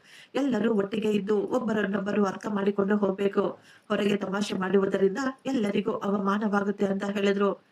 ನಾನು ತುಂಬಾ ಶಾಂತವಾಗಿದ್ದೆ. ಈಗ ನನ್ನ ಬ್ಯಾಗಿನಿಂದ ನಾನು ರೆಡಿ ಮಾಡಿ ಇಟ್ಟುಕೊಂಡಂತಹ ಎಲ್ಲಾ ಬಿಲ್ಲುಗಳನ್ನು, ಎಲ್ಲಾ ಪೇಪರ್‌ಗಳನ್ನು, ಆ ಡೈರಿಯನ್ನು ಅವರ ಮುಂದೆ ಇಟ್ಟು, "ಮಾವ, ನಾನು ಈ ಪರಿವಾರದವರನ್ನು ನನ್ನವರು ಅಂತ ಅಂದುಕೊಂಡಿದ್ದೆ. ಆದ್ದರಿಂದಲೇ ಇಲ್ಲಿಯವರೆಗೂ ಎಲ್ಲವನ್ನು ತುಂಬಾ ಶಾಂತವಾಗಿ ಮಾಡಿದೆ. ನಾನು ಹೊರಗಿನವಳಾಗಿದ್ರೆ ಇಷ್ಟು ವರ್ಷಗಳ ಕಾಲ ಇವೆಲ್ಲವನ್ನೂ ಮಾಡ್ತಾ ಇರ್ಲಿಲ್ಲ. ಆಸ್ಪತ್ರೆಗೆ ಅಂತ ಹೇಳಿ ನನ್ನ ಬಳಿ ದುಡ್ಡನ್ನು ತೆಗೆದುಕೊಂಡು ಅವರು ಏನೇನು ಮಾಡಿದ್ದಾರೆ ಅಂತ ಎಲ್ಲವನ್ನೂ ಅವರ ಮುಂದೆ ಹೇಳಿದಾಗ ಅತ್ತೆ ಮತ್ತು ಮೈದುನನ ಮುಖದ ಭಾವನೆಗಳೇ ಬದಲಾಗಿ ಬಿಟ್ಟಿದ್ವು. ಅತ್ತೆ ಕೋಪವಾಗಿ, "ನೀನು ನಮ್ಮ ಮೇಲೆ ಕಣ್ಣಿಟ್ಟಿದೀಯಾ? ಇದೆಲ್ಲವನ್ನು ಮಾಡಲು ನಿನಗೆ ಅಧಿಕಾರ ಕೊಟ್ಟವರು ಯಾರು?" ಅಂತ ಕೂಗಾಡ್ತಾ ಇದ್ರು. ನಾನು ಮಾವನಿಗೆ ಹೇಳ್ದೆ, "ನಾನು ಕೊಡ್ತಾ ಇರುವ ದುಡ್ಡು ನಾವು ತಿನ್ನುವ ಊಟಕ್ಕಾಗಿ, ನಿಮ್ಮ ಮಗಳ ಆಸ್ಪತ್ರೆಗಾಗಿ ಅಂತ ಅಂದುಕೊಂಡಿದ್ದೆ. ಆದ್ರೆ ಆಸ್ಪತ್ರೆಗಾಗಿ ಅಂತ ದುಡ್ಡು ತೆಗೆದುಕೊಂಡು ಯಾವುದಕ್ಕೆ ಖರ್ಚು ಮಾಡ್ತಾ ಇದ್ದೀರಾ ಅಂತ ಮಾತ್ರನೇ ನಾನು ನೋಡಿದ್ದು." ಈ ಮಾತು ಹೇಳಿದ ತಕ್ಷಣ ನಮ್ಮ ಮಾವನವರು ಕೂಡ ಏನು ಮಾತನಾಡದೆ ಸುಮ್ಮನಾಗ್ಬಿಟ್ಟಿದ್ರು. ನಾನು ಈಗ ಆಸ್ಪತ್ರೆಯಿಂದ ತಂದಂತಹ ಬಿಲ್ಲುಗಳನ್ನು ತೋರಿಸಿದೆ. ಅತ್ತೆಗೆ ಪ್ರತಿ ತಿಂಗಳು ಕೇವಲ 5,000 ರೂಪಾಯಿ ಮಾತ್ರ ಆಸ್ಪತ್ರೆಗೆ ಖರ್ಚಾಗಿರೋದು. ಅವರ ಔಷಧಿಗಳು ಎಲ್ಲವೂ ಸೇರಿ ಕನಿಷ್ಠ ಅಂದ್ರೆ 10,000 ರೂಪಾಯಿ ಆಗಿತ್ತು ಅಷ್ಟೇ.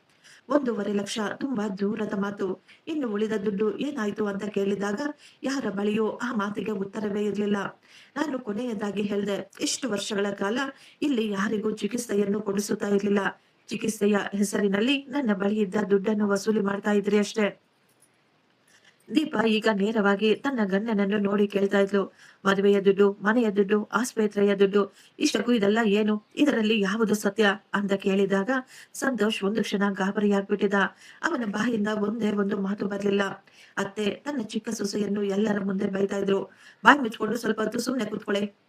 ಆದ್ರೆ ದೀಪಾ ಶಾಂತವಾಗ್ಲಿಲ್ಲ. ಅವಳು ಈಗ ಕೋಪದಿಂದ ಎದ್ದು ಅತ್ತೆಯ ರೂಮ್‌ಗೆ ಹೋಗಿ ಅಲ್ಮಾರಿಯಿಂದ ಒಂದು ಡೈರಿಯನ್ನು ತೆಗೆದುಕೊಂಡು ಬಂದು, "ಅತ್ತೆ ಯಾವಾಗಲೂ ಇದರಲ್ಲಿ ಏನೋ ಬರೀತಾನೆ ಇರ್ತಾರೆ" ಅಂತ ಹೇಳಿದ್ಲು. ಅತ್ತೆ ಆ ಡೈರಿಯನ್ನು ಕಸಿದುಕೊಂಡಾಗ ಅದು ಅವರ ಕೈ ಜಾರಿ ಕೆಳಗೆ ಬಿದ್ದಿತ್ತು. ರೋಹನ್ ತಕ್ಷಣ ಆ ಡೈರಿಯನ್ನು ತೆಗೆದುಕೊಂಡ. ಆ ಡೈರಿಯಲ್ಲಿ ಅವರು ಎಲ್ಲ ಲೆಕ್ಕವನ್ನು ಬರೆದಿದ್ರು. ಮಾರ್ಚ್ ತಿಂಗಳು ಪ್ರಿಯಾ 1.5 ಲಕ್ಷ ಕೊಟ್ಟಿದ್ದಾಳೆ. ಔಷಧಿಯ ಖರ್ಚು 2,000. ಸಂತೋಷ್‌ಗೆ 50,000 ಕೊಟ್ಟಿದ್ದೇನೆ. ಅವನ ಮದುವೆಗಾಗಿ 30,000 ಉಳಿಸಲಾಗಿದೆ. ಏಪ್ರಿಲ್ ತಿಂಗಳು ಪ್ರಿಯಾ ಮತ್ತೆ 1.5 ಲಕ್ಷ. ಆಸ್ಪತ್ರೆಯ ಬಿಲ್ 3,000, 20,000 ಪಕ್ಕಕ್ಕೆ ಇಡಲಾಗಿದೆ. ಸಂತೋಷ್‌ಗೆ 60,000 ಕೊಡಲಾಗಿದೆ. ಪ್ರತಿಯೊಂದು ಪೇಜಿನಲ್ಲೂ ಅವರು ಎಲ್ಲ ಲೆಕ್ಕವನ್ನು ಬರೆದಿದ್ರು. ನಾನು ಕೊಟ್ಟಂತಹ ದುಡ್ಡು ಅವರು ಯಾವತ್ತೂ ಮನೆಗಾಗಿ ಉಪಯೋಗಿಸಿರ್ಲಿಲ್ಲ. ಆ ಡೈರಿಯಲ್ಲಿ ಕೊನೆಯ ಪೇಜಿನಲ್ಲಿ ಬರೆಯಲಾಗಿತ್ತು, ಮದುವೆಯಾದ ತಕ್ಷಣ ಪ್ರಿಯಾಳನ್ನು ಮನೆಯಿಂದ ಹೊರಗೆ ಕಳಿಸಬೇಕು. ಆದರೆ ಮಗಳನ್ನು ನಮ್ಮ ಕೈಯಲ್ಲಿ ಇಟ್ಟುಕೊಳ್ಳಬೇಕು. ಪ್ರತಿ ತಿಂಗಳು ನಮ್ಮ ಕೈಗೆ ಬರುವ ದುಡ್ಡು ಬರುವ ಹಾಗೆ ಮಾಡಿಕೊಳ್ಳಬೇಕು. ಈ ಮಾತನ್ನು ಓದಿದ ತಕ್ಷಣ ರೋಹನ್ ಶಾಕ್ನಿಂದ ಹಾಗೆಯೇ ನಿಂತು ಬಿಟ್ಟ. ಅವನ ಕೈಗಳಿಂದ ಡೈರಿ ಜಾರಿ ಕೆಳಗೆ ಬಿದ್ದಿತ್ತು. ಈಗ ಅವನ ಕೈ ಕಾಲುಗಳು ನಡುಗ್ತಾ ಇದ್ವು. ಅವನ ಕಣ್ಣುಗಳಲ್ಲಿ ನೀರು ತುಂಬಿತ್ತು. ನಮ್ಮನ್ನು ಮನೆಯಿಂದ ಹೊರ ಹಾಕುವ ನಿರ್ಧಾರ ಯಾವುದೋ ಕೋಪದಿಂದ, ಮನೆಯಲ್ಲಿ ಜಾಗ ಇಲ್ಲ ಅಂತ ಮಾಡಿದ್ದಲ್ಲ. ಇದೆಲ್ಲವೂ ತುಂಬಾ ಮೊದಲೇ ಮಾಡಿದಂತಹ ಪ್ಲಾನ್. ರೋಹನ್ ಈಗ ಕೋಪದಿಂದ ತನ್ನ ಅಮ್ಮನನ್ನು ಕೇಳ್ತಾ ಇದ್ದ. ಅಮ್ಮ, ಇದೆಲ್ಲವನ್ನು ನೀವು ಮೊದಲೇ ಪ್ಲಾನ್ ಮಾಡಿ ಇಟ್ಕೊಂಡಿದ್ರ? ನೀವು ನನ್ನ ಹೆಂಡತಿಯನ್ನು ನನ್ನಿಂದ ದೂರ ಮಾಡಿಬಿಟ್ರಿ. ಅವಳ ದುಡ್ಡಿನಿಂದ ನೀವು ನಿಮ್ಮ ಚಿಕ್ಕ ಮಗನ ಐಷಾರಾಮಿ ಖರ್ಚುಗಳನ್ನು ನಿಭಾಯಿಸ್ಕೊಳ್ಬೇಕು ಅಂದುಕೊಂಡಿದ್ರ? ನಾನು ಯಾವತ್ತೂ ನನ್ನ ಗಂಡನನ್ನು ನನ್ನ ತಾಯಿಯ ಜೊತೆ ಈ ರೀತಿ ಮಾತನಾಡ್ತಾ ಇರುವುದನ್ನು ನೋಡಿಯೇ ಇರ್ಲಿಲ್ಲ. ಅತ್ತೆ ಸ್ವಲ್ಪ ಸಮಯ ತಲೆ ಬಗ್ಗಿಸಿಕೊಂಡು ಸುಮ್ಮನೆ ನಿಂತ್ಕೊಂಡಿದ್ರು. ನಂತರ ಅವರು ತುಂಬಾ ಅಹಂಕಾರದಿಂದ ಹೇಳ್ತಾ ಇದ್ರು, ನಾನು ಏನೇ ಮಾಡಿದ್ರು ಈ ಮನೆಗಾಗಿ ಮಾಡಿದ್ದೇನೆ. ಈಗ ಏನಾಗೋಯ್ತು? ಅವಳು ಈ ಮನೆಯ ಸೊಸೆ. ಈ ಮನೆಯ ಜವಾಬ್ದಾರಿ ಅವಳದ್ದು. ಮದುವೆ ಮಾಡಿಕೊಂಡು ಈ ಮನೆಗೆ ಬಂದ ಮೇಲೆ ಅವಳು ಮಾಡಿದ ಸಂಪಾದನೆ ಎಲ್ಲಾ ದುಡ್ಡು ಈ ಮನೆಗೆ ಸೇರ್ಬೇಕು. ಅವರ ಮಾತು ಕೇಳಿ ನಾನು ನಡುಗೆ ಹೋಗಿದ್ದೆ. ಅವರು ಮಾಡಿದ ತಪ್ಪಿನ ಅರಿವು ಅವರಿಗೆ ಈಗಲೂ ಸಹ ಆಗಿರ್ಲಿಲ್ಲ. ನಾನು ಈಗ ರೋಹನ್ನನ್ನೇ ನೋಡ್ತಾ ಇದ್ದೆ. ಅವನು ತುಂಬಾ ಕೋಪವಾಗಿ ನಿಂತುಕೊಂಡಿದ್ದ. ಅವನ ಕಣ್ಣುಗಳಿಂದ ಸತತವಾಗಿ ನೀರು ಬರ್ತಾ ಇತ್ತು. ನಾನು ಅವರಿಗೆ ಹೇಳಿದೆ, ಈಗ ನಿಮ್ಗೆ ಗೊತ್ತಾಯ್ತಾ ಸತ್ಯ ಏನು ಅಂತ? ನಾನು ನಿಮ್ಮ ಮನೆಯನ್ನು ಮುರಿಯಲಿಲ್ಲ. ನಿಮ್ಮ ಮನೆಯವರೇ ನನ್ನನ್ನು ಮೊದಲಿನಿಂದಲೂ ದುಡ್ಡಿಗಾಗಿ ಬಳಸಿಕೊಂಡಿದ್ದಾರೆ. ಅತ್ತೆ ಈಗ ಗಾಬರಿಯಾಗಿ ತನ್ನ ಮಗ ಎಲ್ಲಿ ನನ್ನಿಂದ ದೂರವಾಗ್ಬಿಡ್ತಾನೋ ಅಂತ ಏನನ್ನೋ ಹೇಳಲು ಶುರು ಮಾಡಿದ್ರು. ಆದ್ರೆ ಆಗಲೇ ಸಂತೋಷ್‌ನ ಫೋನ್ ರಿಂಗ್ ಆಗಿತ್ತು. ಸಂತೋಷ್ ಪದೇ ಪದೇ ಫೋನ್ ಅನ್ನು ಕಟ್ ಮಾಡ್ತಾ ಇದ್ದ. ಗಾಬರಿಯಲ್ಲಿ ಅವನಿಗೆ ಗೊತ್ತಾಗದೆ ಫೋನ್ ಅನ್ನು ಅಟೆಂಡ್ ಮಾಡಿ ಸ್ಪೀಕರ್ ಆನ್ ಆಗ್ಬಿಟ್ಟಿತ್ತು. ಆ ವ್ಯಕ್ತಿಯ ಮಾತುಗಳು ಎಲ್ಲರಿಗೂ ಜೋರು ಜೋರಾಗಿ ಕೇಳಿಸ್ತಾ ಇದ್ವು. ಅವರು ಕೇಳ್ತಾ ಇದ್ರು, 10 ಲಕ್ಷ ರೂಪಾಯಿ ಯಾವಾಗ ವಾಪಸ್ ಕೊಡ್ತೀಯಾ? ಸಮಯಕ್ಕೆ ಸರಿಯಾಗಿ ಕೊಡ್ಲಿಲ್ಲ ಅಂದ್ರೆ ನಿನ್ನನ್ನು ನಾವು ಸುಮ್ನೆ ಬಿಡೋದಿಲ್ಲ. ಈ ಮಾತನ್ನು ಈಗ ನಾವೆಲ್ಲರೂ ಕೇಳಿಸಿಕೊಂಡಿದ್ವು. ದೀಪಾ ಶಾಕ್‌ನಿಂದ ಒಂದು ಹೆಜ್ಜೆ ಹಿಂದೇಟು ಹಾಕಿದ್ಲು. ಮನೆಯವರೆಲ್ಲರೂ ಗಾಬರಿಯಾಗಿ ಅವನನ್ನೇ ನೋಡ್ತಾ ಇದ್ರು. ಆಗಲೇ ನನಗೆ ಗೊತ್ತಾಯ್ತು, ಈ ಸಾಲವನ್ನು ತೀರಿಸಲು ನನ್ನ ಅತ್ತೆ ಮನೆಯವರಿಗೆ ನನ್ನ ಸಂಬಳ ಬೇಕಾಗಿತ್ತು ಅಂತ. ಗಾಬರಿಯಿಂದ ಸಂತೋಷ್‌ನ ಫೋನ್ ಅವನ ಕೈ ಜಾರಿ ಕೆಳಗೆ ಬಿದ್ದಿತ್ತು. ಅತ್ತೆ ತಕ್ಷಣ ಅವನು ಫೋನ್ ಅನ್ನು ಎತ್ತಿಕೊಂಡು, ನಿನಗೆ ಯಾರೋ ಹೇಳಿದ್ರು ಎಲ್ಲರ ಮುಂದೆ ಫೋನ್ ಅನ್ನು ಅಟೆಂಡ್ ಮಾಡಲು? ನಾನು ಹೇಗಾದರೂ ಮಾಡಿ ನಿನ್ನ ದುಡ್ಡನ್ನು ನಿನಗೆ ಖಂಡಿತ ಕೊಡಿಸ್ತಾ ಇದ್ದೆ ಅಂತ ಹೇಳ್ತಾ ಇದ್ರು. ಈಗ ಅಲ್ಲಿದ್ದವರೆಲ್ಲರಿಗೂ ಗೊತ್ತಾಗಿಬಿಟ್ಟಿತ್ತು, ಅತ್ತೆಗೆ ಈ ಸಾಲದ ಬಗ್ಗೆ ಮೊದಲಿನಿಂದಲೂ ಎಲ್ಲವೂ ಗೊತ್ತಿತ್ತು ಅಂತ. ಅತ್ತೆ ಇದೆಲ್ಲವನ್ನು ಯಾರಿಗೂ ಗೊತ್ತಾಗಬಾರ್ದು ಅಂತ ಮುಚ್ಚಿಡಲು ಪ್ರಯತ್ನ ಪಡ್ತಾ ಇದ್ಲು. ದೀಪಾ ಈಗ ತುಂಬಾ ಕೋಪವಾಗಿದ್ಲು. ಅವಳು ಕೋಪವಾಗಿ ತನ್ನ ಗಂಡನ ಮೇಲೆ ಕೂಗಾಡ್ತಾ ಇದ್ಲು. ಸಂತೋಷ್, 10 ಲಕ್ಷ ಯಾರಿಗೆ ನೀನು ಸಾಲ ಮಾಡಿದ್ಯಾ? ನೀನು ಹೇಳ್ದೆ ಮದುವೆಯ ನಂತರ ನಮಗೆ ಯಾವುದೇ ಕಷ್ಟ ಇರೋದಿಲ್ಲ, ನಮ್ಮ ಮೇಲೆ ಯಾವುದೇ ಸಾಲ ಬರೋದಿಲ್ಲ ಅಂತ. ಸಂತೋಷ್ ಏನನ್ನೋ ಹೇಳಲು ಪ್ರಯತ್ನ ಪಡ್ತಾ ಇದ್ದ. ಆದ್ರೆ ಅವನ ಬಾಯಿಂದ ಮಾತೇ ಬರ್ತಾ ಇರ್ಲಿಲ್ಲ. ನಮ್ಮ ಮಾವನವರು ಕೋಪವಾಗಿ ಕೇಳ್ತಾ ಇದ್ರು, ಬಾಯಲ್ಲಿ ಏನ್ ಇಟ್ಕೊಂಡಿದ್ಯೋ ಬೊಗಳು ಸಾಯಿ ಅಂತ. ಸಂತೋಷ್ ಈಗ ಎಲ್ಲರ ಕೋಪವನ್ನು ನೋಡಿ ನಿಜ ಹೇಳಲು ಶುರು ಮಾಡ್ದ. ಅವನು ತುಂಬಾ ಮೊದಲಿನಿಂದಲೂ ಕ್ರಿಕೆಟ್ ಬೆಟ್ಟಿಂಗ್ ನಲ್ಲಿ ದುಡ್ಡು ಕಟ್ತಾ ಇದ್ದ. ಮೊದಲು ಸಣ್ಣದಾಗಿ ಶುರುವಾದ ಅವನ ಈ ಅಭ್ಯಾಸ ನಂತರ ತುಂಬಾ ದೊಡ್ಡದಾಗಿ ಬಿಟ್ಟಿತು. ಅವನು ಸಾಲದ ಕೂಪದಲ್ಲಿ ಸಿಲುಕಿಕೊಂಡಿದ್ದ. 10 ಲಕ್ಷದ ಸಾಲ, ಚಕ್ರ ಬಡ್ಡಿ ಎಲ್ಲವೂ ಸೇರಿ ಈಗ ಸುಮಾರು 18 ಲಕ್ಷ ಕೊಡಬೇಕು ಅಂತ ಹೇಳಿದಾಗ ಈ ಮಾತು ಕೇಳಿ ರೋಹನ್ ಕೂಡ ಶಾಕ್ ಆಗ್ಬಿಟ್ಟಿದ್ದ. ಅವನು ತನ್ನ ತಮ್ಮನ ಕಾಲರ್ ಅನ್ನು ಹಿಡಿದುಕೊಂಡು, ನೀನು ಜೂಜಾಡಲು ಸಾಲ ಮಾಡಿ ನೀನು ಮುಳುಗುವುದಲ್ಲದೆ ಪೂರ್ತಿ ಪರಿವಾರವನ್ನು ಸಹ ಮುಳುಗಿಸ್ತಾ ಇದೆಯಾ ಅಂತ ಕೇಳ್ತಾ ಇದ್ದ. ಇದೇ ಮೊದಲ ಬಾರಿ ನಾನು ನನ್ನ ಗಂಡನನ್ನು ಆ ರೀತಿ ನೋಡ್ತಾ ಇದ್ದೆ. ಅವನು ಯಾವಾಗಲೂ ಎಲ್ಲಾ ಮಾತುಗಳನ್ನು ಕೇಳಿಸಿಕೊಂಡು ತುಂಬಾ ಶಾಂತವಾಗಿ ಇರ್ತಾ ಇದ್ದ. ಆದ್ರೆ ಈ ದಿನ ಮೊಟ್ಟ ಮೊದಲ ಬಾರಿ ತನ್ನ ತಮ್ಮನ ಮೇಲೆ ಅಷ್ಟೊಂದು ಕೋಪವಾಗಿ ಕೂಗಾಡ್ತಾ ಇದ್ದ. ಆದರೆ ಸಂತೋಷ್ ಹೆದರಿಕೊಳ್ಳುವ ಬದಲು ಅವನು ತನ್ನ ಅಣ್ಣನ ಮೇಲೆಯೇ ಕೂಗಾಡ್ತಾ ಇದ್ದ. ಅತ್ತಿಗೆ ನಮಗೆ ಸರಿಯಾಗಿ ದುಡ್ಡು ಕೊಟ್ಟಿದ್ದಿದ್ರೆ ನಮಗೆ ಈ ಪರಿಸ್ಥಿತಿ ಬರ್ತಾ ಇರ್ಲಿಲ್ಲ. ನೀವು ಈ ಮನೆಯ ದೊಡ್ಡ ಮಗನಾಗಿದ್ದು ಇಷ್ಟಕ್ಕೂ ನೀನು ಏನ್ ಮಾಡ್ಬಿಟ್ಟಿದ್ಯಾ? ಸುಮ್ಮನೆ ಮೂಲೆಯಲ್ಲಿ ನಿಂತುಕೊಂಡು ತಮಾಷೆ ನೋಡ್ತಾ ಇದೀಯಾ ಅಷ್ಟೇ. ಈ ಮಾತು ಕೇಳಿದ ತಕ್ಷಣ ನನಗೆ ಈಗ ಜೋರಾಗಿ ನಗು ಬಂದ್ಬಿಟ್ಟಿತ್ತು. ನಾನು ಅವನನ್ನೇ ನೋಡ್ತಾ ಹೇಳಿದೆ, ಬೇರೆಯವರ ದುಡ್ಡಿನ ಮೇಲೆ ತಿಂದು ಕುಳಿತುಕೊಳ್ಳುವ ನೀನು ಎಲ್ಲರೂ ನಿನ್ನನ್ನು ಸಂಭಾಳಿಸ್ತಾರೆ ಅಂತ ಅಂದುಕೊಂಡಿದೀಯಾ? ನಿನ್ನ ಅತ್ತಿಗೆ ದುಡ್ಡನ್ನು ಕೊಡುವುದನ್ನು ನಿಲ್ಲಿಸಿಬಿಟ್ಟ ತಕ್ಷಣ ನಿನ್ನ ನಿಜವಾದ ಮುಖವಾಡ ಎಲ್ಲರ ಮುಂದೆ ಬಂದುಬಿಡ್ತು ಅಂತ ಹೇಳಿದಾಗ ಸಂತೋಷ್ ನನ್ನನ್ನೇ ಗುರಾಯಿಸ್ತಾ ಇದ್ದ. ಆದ್ರೆ ಅವನಿಂದ ಏನೂ ಮಾಡಲು ಸಾಧ್ಯವಿರ್ಲಿಲ್ಲ. ದೀಪ ತಕ್ಷಣ ತನ್ನ ಗಂಡನ ಫೋನನ್ನು ಕಸಿದುಕೊಂಡು ಫೋನ್‌ನಲ್ಲಿ ಏನೋ ಚೆಕ್ ಮಾಡುತ್ತಾ ಜೋರಾಗಿ ಅಳಲು ಶುರು ಮಾಡಿದ್ಲು. ಅವನು ತನ್ನ ಗೆಳೆಯರಿಗೆ ಕೂಡ ಮೆಸೇಜ್ ಮಾಡಿದ್ದ. ನನ್ನ ಅತ್ತಿಗೆ ಚೆನ್ನಾಗಿ ಸಂಪಾದನೆ ಮಾಡ್ತಾಳೆ. ಅವಳ ಬಳಿ ನಾವು ದುಡ್ಡು ಹೇಗಾದರೂ ಕೇಳಬಹುದು ಅಂತ. ನನ್ನ ಅಮ್ಮನಿಗೆ ಅತ್ತಿಗೆಯಿಂದ ದುಡ್ಡನ್ನು ವಸೂಲಿ ಮಾಡಲು ನೂರಾರು ದಾರಿಗಳು ಗೊತ್ತು. ನನಗೆ ಈಗ ಅವರ ಮೇಲೆ ಕೋಪ ಬರ್ಲಿಲ್ಲ. ನನಗೆ ಈಗ ಅವರ ಮೇಲೆ ಅಸಹ್ಯವಾಗ್ತಾ ಇತ್ತು. ಅತ್ತೆ ಈಗ ತನ್ನ ಮಗನನ್ನು ಕಾಪಾಡಿಕೊಳ್ಳಲು ಮುಂದೆ ಬಂದು ಅವನಿಂದ ಒಂದೇ ಒಂದು ಸಣ್ಣ ತಪ್ಪಾಗಿದೆ. ಆದ್ರೆ ಈಗ ಏನು, ಮನುಷ್ಯರಿಂದಲೇ ತಪ್ಪಾಗೋದು. ಸ್ವಲ್ಪ ಒಡವೆಗಳನ್ನು ಮಾರಾಟ ಮಾಡೋಣ, ಯಾರ ಬಳಿಯಾದ್ರೂ ಸಾಲ ಪಡೆದುಕೊಳ್ಳೋಣ, ಎಲ್ಲವೂ ಸರಿ ಹೋಗುತ್ತೆ. ಅವನ ಮೇಲೆ ನೀವು ಯಾಕೆ ಅಷ್ಟೊಂದು ಕೋಪ ಮಾಡ್ಕೊಳ್ತಾ ಇದ್ದೀರಾ ಅಂತ ಹೇಳ್ತಾ ಇದ್ರು. ಅವರ ಮಾತು ಕೇಳಿ ನಾನು ತುಂಬಾ ಶಾಂತವಾಗಿ ಬಿಟ್ಟೆ. 15 ಲಕ್ಷದ ಸಾಲ ಅವರಿಗೆ ಏನು ಲೆಕ್ಕಕ್ಕೆ ಇಲ್ಲದ ಹಾಗೆ ಆಗಿತ್ತು. ನಾನು ಏನನ್ನು ಮಾತನಾಡದೆ ತುಂಬಾ ಶಾಂತವಾಗಿ ಅಲ್ಲಿಂದ ಹೊರಟು ಹೋದೆ. ಮಾರನೆಯ ದಿನ ಬೆಳಿಗ್ಗೆ ನನ್ನ ಗಂಡ ನನಗೆ ಪದೇ ಪದೇ ಫೋನ್ ಮಾಡ್ತಾ ಇದ್ದ. ಸ್ವಲ್ಪ ಸಮಯದ ನಂತರ ನಾನು ಫೋನ್ ಅನ್ನು ಅಟೆಂಡ್ ಮಾಡಿದಾಗ ರೋಹನ್ ತುಂಬಾ ಗಾಬರಿಯಾಗಿ, ಪ್ರಿಯಾ, ಅಮ್ಮ ಪ್ರಜ್ಞೆ ತಪ್ಪಿ ಬಿದ್ದು ಬಿಟ್ಟಿದ್ದಾರೆ. ಡಾಕ್ಟರ್ ಹೇಳಿದ್ದಾರೆ ಆಕೆಯನ್ನು ತಕ್ಷಣ ಆಸ್ಪತ್ರೆಯಲ್ಲಿ ಅಡ್ಮಿಟ್ ಮಾಡಬೇಕು ಅಂತ. ನೀನು ತಕ್ಷಣ ಇಲ್ಲಿಗೆ ಬಾ ಅಂತ ಹೇಳ್ತಾ ಇದ್ದ. ಮೊದಲಿನ ಮಾತಾಗಿದ್ರೆ ನಾನು ತಕ್ಷಣ ಓಡಿ ಹೋಗ್ತಾ ಇದ್ದೆ. ಆದ್ರೆ ಈಗ ಅವರ ಎಲ್ಲ ಸತ್ಯ ನನ್ನ ಕಣ್ಣ ಎದುರುಗಡೆ ಬಂದು ನಂತರ ನಾನು ತುಂಬಾ ಶಾಂತವಾಗಿ ಕೇಳಿದೆ, ಯಾವ ಆಸ್ಪತ್ರೆ ಅಂತ ಹೇಳಿ ನಾನು ಫೋನ್ ಅನ್ನು ಕಟ್ ಮಾಡಿಬಿಟ್ಟಿದ್ದೆ. ನನಗೆ ಈಗ ಯಾವುದೇ ಗಾಬರಿ ಇರ್ಲಿಲ್ಲ, ಭಯವಿರ್ಲಿಲ್ಲ, ಯಾವುದೇ ರೀತಿಯ ಟೆನ್ಷನ್ ಕೂಡ ಇರ್ಲಿಲ್ಲ. ನಾನು ತುಂಬಾ ಶಾಂತವಾಗಿದ್ದೆ. ನಾನು ಆಸ್ಪತ್ರೆಗೆ ಹೋದಾಗ ರೋಹನ್ ಮತ್ತು ಸಂತೋಷ್ ಇಬ್ಬರು ಅಲ್ಲೇ ಆಸ್ಪತ್ರೆಯಲ್ಲೇ ಇದ್ರು. ನನ್ನನ್ನು ನೋಡಿದ ತಕ್ಷಣ ಸಂತೋಷ್ ಹೇಳ್ದ, ಅತ್ತಿಗೆ ನೀವು ಬಂದ್ಬಿಟ್ರಾ? ತಕ್ಷಣ ದುಡ್ಡನ್ನು ಕಟ್ಟಿಬಿಡಿ. ಅಮ್ಮನನ್ನು ಅಬ್ಸರ್ವೇಷನ್ ಅಲ್ಲಿ ಇಟ್ಟಿದ್ದಾರೆ. ತುಂಬಾ ಟೆಸ್ಟ್‌ಗಳು ಮಾಡ್ಬೇಕು ಅಂತ ಹೇಳಿದ್ದಾರೆ. ಆಕೆಯನ್ನು ಇಲ್ಲೇ ಅಡ್ಮಿಟ್ ಮಾಡ್ಬೇಕು ಅನ್ಸುತ್ತೆ. ನಾನು ಅವನನ್ನೇ ನೋಡಿದೆ. ಆದ್ರೆ ಏನು ಮಾತನಾಡ್ಲಿಲ್ಲ. ಅವನು ನನಗೆ ಆದೇಶವನ್ನು ಮಾಡ್ತಾ ಇದ್ದ. ನಾನು ಈಗ ಬಿಲ್ಲಿಂಗ್ ಕೌಂಟರ್‌ಗೆ ಹೋಗ್ಲಿಲ್ಲ. ನಾನು ರೋಹನ್‌ಗೆ ಹೇಳ್ದೆ, "ನೀನು ನಿನ್ನ ಅಮ್ಮನ ಬಳಿ ಹೋಗು. ನಾನು ಡಾಕ್ಟರ್ ಬಳಿ ಮಾತನಾಡ್ತೀನಿ" ಅಂತ. ನಾನು ಡಾಕ್ಟರ್ ಬಳಿ ಹೋಗಿ ಕೇಳಿದಾಗ ಡಾಕ್ಟರ್ ಹೇಳಿದ್ರು, "ಗಾಬರಿಯಿಂದ ಅವರಿಗೆ ಸ್ವಲ್ಪ ಬಿಪಿ ಜಾಸ್ತಿ ಆಗಿದೆ ಅಷ್ಟೇ. ಸ್ವಲ್ಪ ರೆಸ್ಟ್ ತೆಗೆದುಕೊಂಡು ಔಷಧಿಗಳನ್ನು ಸರಿಯಾಗಿ ತೆಗೆದುಕೊಂಡ್ರೆ ಎಲ್ಲವೂ ಸರಿ ಹೋಗುತ್ತೆ. ಅಡ್ಮಿಟ್ ಮಾಡುವ ಅವಶ್ಯಕತೆ ಇಲ್ಲ." ನಾನು ಈಗ ರಿಪೋರ್ಟ್‌ನ ಒಂದು ಕಾಪಿಯನ್ನು ತೆಗೆದುಕೊಂಡು ಅತ್ತೆಯ ರೂಮಿನ ಕಡೆ ಹೋಗ್ತಾ ಇದ್ದೆ. ಬಾಗಿಲಿನ ಬಳಿಯೇ ನನಗೆ ಆಕೆಯ ಧ್ವನಿ ಕೇಳಿಸ್ತು. ಆಕೆಯ ಧ್ವನಿಯಲ್ಲಿ ಯಾವುದೇ ರೀತಿಯ ಸುಸ್ತು ಇರಲಿಲ್ಲ. ಅತ್ತೆ ಹೇಳ್ತಾ ಇದ್ರು, "ನೀನು ಅವಳನ್ನು ವಾಪಸ್ ಕರೆದುಕೊಂಡು ಬರ್ಲೇಬೇಕು. ಇಲ್ಲದಿದ್ದರೆ ನಾವು ತುಂಬಾ ಕಷ್ಟವನ್ನು ಅನುಭವಿಸಬೇಕಾಗುತ್ತೆ. ನೀನು ಅವಳನ್ನು ಕೇಳ್ಕೊ. ಇಲ್ದಿದ್ರೆ ಅವಳ ಕಾಲು ಹಿಡಿದುಕೋ. ಅವಳಿಗೆ ಡೈವರ್ಸ್ ಕೊಡ್ತೀನಿ ಅಂತ ಹೆದರಿಸು. ಏನಾದ್ರೂ ಮಾಡು, ಹೇಗಾದ್ರೂ ಮಾಡು.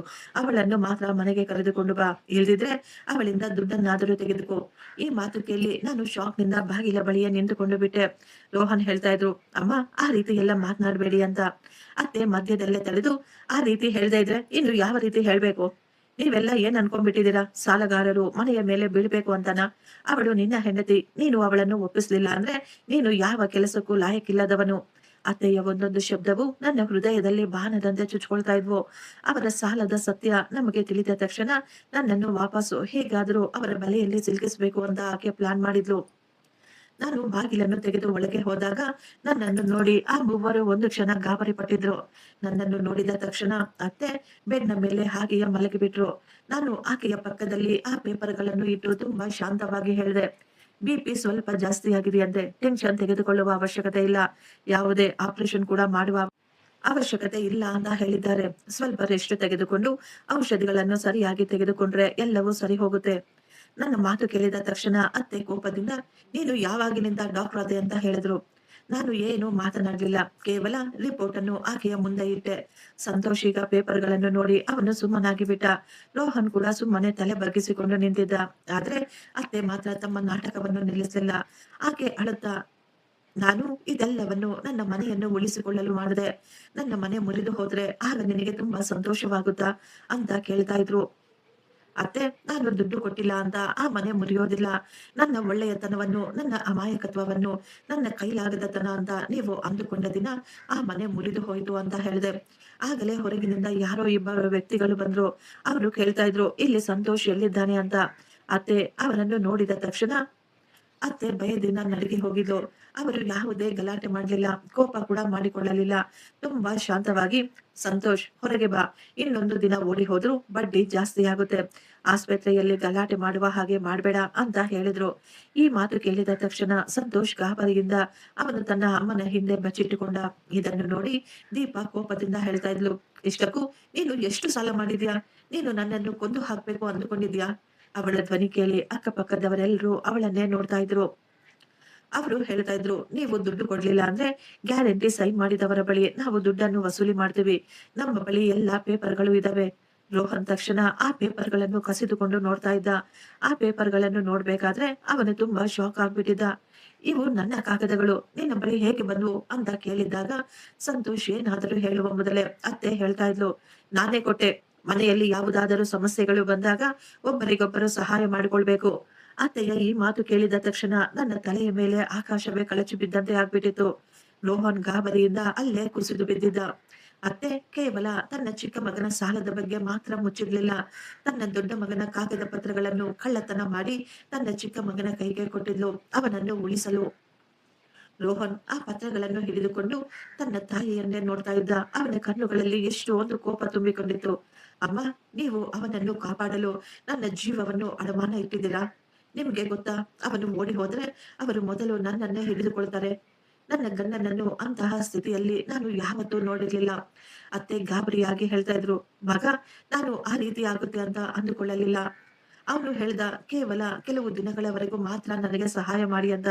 ಅವನನ್ನು ಉಳಿಸಿಕೊಳ್ಳುವುದು ಕೂಡ ಮುಖ್ಯವಲ್ವಾ ಮಗ? ಅತ್ತೆಗೆ ಈಗಲೂ ತನ್ನ ತಪ್ಪಿನ ಅರಿವಾಗಲಿಲ್ಲ. ಆಕೆ ಈಗಲೂ ತನ್ನ ಮಗನನ್ನೇ ಕಾಪಾಡ್ತಾ ಇದ್ರು. ಆ ವ್ಯಕ್ತಿ ಹೇಳ್ತಾ ಇದ್ದ, ಇವನು ಕೇವಲ ನಮ್ಮ ಬಳಿ ಮಾತ್ರ ಸಾಲ ತೆಗೆದುಕೊಂಡಿಲ್ಲ, ಆನ್ಲೈನ್ ನಲ್ಲಿ ತುಂಬಾ ಕಡೆ ಸಾಲ ಮಾಡಿದ್ದಾನೆ. ಇವನ ತಲೆಯ ಮೇಲೆ ಸುಮಾರು 25 ಲಕ್ಷಕ್ಕಿಂತ ಅಧಿಕವಾಗಿಯೇ ಸಾಲವಿದೆ. ಈ ಬಾರಿ ಕೇವಲ ರೋಹನ್ ಮಾತ್ರವಲ್ಲ, ದೀಪಾ ಕೂಡ ಅಲ್ಲೇ ನೆಲದ ಮೇಲೆ ಕುಸಿದು ಬಿದ್ದಿದ್ಲು. ಏನು, 25 ಲಕ್ಷನ? ದೀಪಾ ಈಗ ಎಷ್ಟು ಕಷ್ಟವಾಗಿ ಎದ್ದು ಮುಂದೆ ಬಂದು ತನ್ನ ಗಂಡನಿಗೆ ಜೋರಾಗಿ 2 ಬಾರಿಸಿದ್ಲು. ನೀನು ಹೇಳ್ತಾ ಇದ್ದೆ, ನೀನು ನನ್ನ ಜೊತೆ ಹೊಸ ಜೀವನ ಶುರು ಮಾಡ್ತೀನಿ ಅಂತ. ನೀನು ನನ್ನನ್ನು ಕೂಡ ಈ ನರಕದಲ್ಲಿ ಎಳೆದುಕೊಂಡು ಬಂದಿದೀಯಾ? ಈಗಲೂ ಅತ್ತೆ ತನ್ನ ಮಗನನ್ನು ಕಾಪಾಡಲು ಮುಂದೆ ಬಂದ್ರು. ಇಲ್ಲ, ಅವನು ನನಗೆ ಇಷ್ಟೊಂದು ದುಡ್ಡು ಅಂತ ಹೇಳಿಲ್ಲ. ಅವನು ಕೇವಲ ಸ್ವಲ್ಪ ಮಾತ್ರನೇ ಅಂತ ಹೇಳ್ದ. ಮನೆಯವರೆಲ್ಲರೂ ಕುಸಿದು ಬಿದ್ದಿರುವುದನ್ನು ನೋಡಿ ಕೂಡ ನನಗೇನು ಅನ್ನಿಸ್ಲಿಲ್ಲ. ನಾನು ತುಂಬಾ ಶಾಂತವಾಗಿ ನಿಂತುಕೊಂಡಿದ್ದೆ. ಅದು ಒಂದು ಮನೆಯಲ್ಲ, ಅದು ಒಂದು ಕೊಚ್ಚೆ ಕೆಸರು. ನಾನು ಅಂದುಕೊಂಡೆ, ಇವರನ್ನು ಕಾಪಾಡುವ ಜವಾಬ್ದಾರಿ ನನ್ನದಲ್ಲ ಅಂತ. ನಾನು ಆಸ್ಪತ್ರೆಯಿಂದ ಹೊರಗೆ ಹೋಗ್ಬೇಕಾದ್ರೆ ನಾನು ಹಿಂದೆ ತಿರುಗಿ ಕೂಡ ನೋಡ್ಲಿಲ್ಲ. ಒಂದು ವೇಳೆ ನಾನೇನಾದರೂ ಹಿಂದೆ ತಿರುಗಿ ನೋಡಿದ್ರೆ ನಾನು ಕೂಡ ಅವರ ಜೊತೆ ಅದೇ ಕೂಪದಲ್ಲಿ ಬಿದ್ದು ಹೋಗ್ತಾ ಇದ್ದೆ. ಕೆಲವು ದಿನಗಳ ನಂತರ ರೋಹನ್ ಮತ್ತೆ ನನ್ನ ಮನೆಗೆ ಬಂದಿದ್ದ. ಈ ಬಾರಿ ಅವನು ಬಾಗಿಲನ್ನು ತಟ್ಟಲಿಲ್ಲ. ಅವನ ಮುಖದ ಮೇಲೆ ಯಾವುದೇ ಪ್ರಶ್ನೆಗಳು ಇರಲಿಲ್ಲ. ಅವನು ಸೈಲೆಂಟ್ ಆಗಿ ಮನೆಯಲ್ಲಿ ಮುಂದೆ ತುಂಬಾ ಸಮಯ ನಿಂತುಕೊಂಡಿದ್ದ. ಆ ವ್ಯಕ್ತಿ ತುಂಬಾ ಸಹಿಸಿಕೊಂಡಿದ್ದಾನೆ ಅಂತ ನನಗೆ ಅನಿಸ್ತಾ ಇತ್ತು. ತುಂಬಾ ಸಮಯ ಸುಮ್ಮನಿದ್ದ ನಂತರ, ಪ್ರಿಯಾ, ದಯವಿಟ್ಟು ನನ್ನನ್ನು ಕ್ಷಮಿಸಿಬಿಡು. ಎಲ್ಲವೂ ನನ್ನ ಕಣ್ಣ ಮುಂದೆ ನಡೀತಾ ಇದ್ರು, ನಾನು ಕುರುಡನಾಗಿ ಬಿಟ್ಟಿದ್ದೆ. ಈ ಮಾತು ಕೇಳಿದಾಗ ನನಗೆ ಯಾವುದೇ ರೀತಿಯ ಭಾವನೆ ಬರಲಿಲ್ಲ. ನನಗೆ ಸಂತೋಷವೂ ಆಗ್ಲಿಲ್ಲ, ದುಃಖ ಕೂಡ ಆಗ್ಲಿಲ್ಲ. ಈಗ ರೋಹನ್ ಅಳುತ್ತಾ ನನಗೆ ಎಲ್ಲವನ್ನೂ ಹೇಳ್ತಾ ಇದ್ದ. ಸಣ್ಣ ವಯಸ್ಸಿನಿಂದಲೂ ಅವನು ಹೇಗೆ ತನ್ನ ತಾಯಿ ಮತ್ತು ತಮ್ಮನಿಗಾಗಿ ಏನೇನು ಮಾಡ್ದ, ಎಷ್ಟೊಂದು ಸಹಿಸಿಕೊಂಡ ಅಂತ. ಅವರ ತಾಯಿ ಅವನ ಮುಂದೆ ಕಣ್ಣೀರು ಹಾಕಿದಾಗ ಅವನಿಗೆ ಅನ್ನಿಸ್ತಾ ಇತ್ತು, ಬಹುಶಃ ತಪ್ಪು ನನ್ನದೇ ಅಂತ. ಸಂತೋಷ್ ಏನಾದರೂ ತಪ್ಪುಗಳನ್ನು ಮಾಡಿದಾಗ ಅವನ ಅಣ್ಣನಾಗಿ ಅದರ ಜವಾಬ್ದಾರಿ ನನ್ನದು ಅಂತ ರೋಹನ್ ಅಂದುಕೊಂಡಿದ್ದ. ಇಷ್ಟು ವರ್ಷದ ತನಕ ಅವನು ನನಗೆ ನನ್ನ ತಾಯಿ ಮತ್ತು ತಮ್ಮನೇ ಅಂದುಕೊಂಡಿದ್ದ. ಆದರೆ ಅವನ ಕಾಗದ ಪತ್ರಗಳನ್ನು ಕದ್ದು ಅವರ ಅಮ್ಮ ತನ್ನ ಚಿಕ್ಕ ಮಗನಿಗೆ ಕೊಟ್ಟಾಗ, ಅವರುಗಳು ತನ್ನ ಹೆಂಡತಿಯನ್ನು ಇನ್ನೂ ಲೂಟಿ ಮಾಡಲು ನೋಡಿದಾಗ ಅವನಿಗೆ ಈಗ ಅರ್ಥವಾಗಿತ್ತು. ಇದು ಮನೆಯನ್ನು, ಪರಿವಾರವನ್ನು ಕಾಪಾಡುವುದಲ್ಲ, ತಪ್ಪನ್ನು ಸರಿ ಅಂತ ಸಮರ್ಥಿಸಿಕೊಳ್ಳುವುದು ಅಂತ. ನಾನು ಸೈಲೆಂಟ್ ಆಗಿ ಅವನ ಮಾತುಗಳನ್ನು ಕೇಳಿಸ್ಕೊಳ್ತಾ ಇದ್ದೆ. ಈಗ ರೋಹನ್ ಹೇಳ್ದ, ನಾನು ನಿನ್ನ ಜೊತೆ ಒಂದು ಹೊಸ ಜೀವನ ಶುರು ಮಾಡ್ಬೇಕು ಅಂದುಕೊಂಡಿದ್ದೀನಿ. ನಾನು ಅವರನ್ನು ಬಿಟ್ಟು ದೂರ ಬಂದು ಬಿಡ್ಬೇಕು ಅಂದುಕೊಳ್ತಾ ಇದ್ದೀನಿ. ನನಗೆ ಚೆನ್ನಾಗಿ ಗೊತ್ತು ನಾನು ನಿನಗೆ ಎಷ್ಟೊಂದು ದುಃಖ ಕೊಟ್ಟಿದ್ದೀನಿ ಅಂತ. ಆದರೂ ನೀನು ನನಗೆ ಒಂದೇ ಒಂದು ಅವಕಾಶವನ್ನು ಕೊಟ್ರೆ. ಅವನು ಮುಂದೆ ಏನನ್ನೂ ಹೇಳಿಲ್ಲ. ರೋಹನ್, ನೀನು ಬೇರೆ ಹೆಂಗಸಿನ ಜೊತೆ ಸೇರಿ ನನಗೆ ದ್ರೋಹ ಮಾಡ್ಲಿಲ್ಲ. ಆದ್ರೆ ನೀನು ಯಾವಾಗಲೂ ಮೌನವಾಗಿದ್ದು ನನಗೆ ತುಂಬಾ ದುಃಖವನ್ನು, ದ್ರೋಹವನ್ನು ಮಾಡಿದೀಯಾ. ಕೆಲವೊಂದು ಗಾಯಗಳು ಯಾವತ್ತಿಗೂ ಸರಿ ಹೋಗೋದಿಲ್ಲ. ನಾನು ಅವನನ್ನು ಬಿಟ್ಟು ಒಂಟಿಯಾಗಿ ಬದುಕಬೇಕು ಅಂತ ತೀರ್ಮಾನ ಮಾಡಿಕೊಂಡಿದ್ದೆ.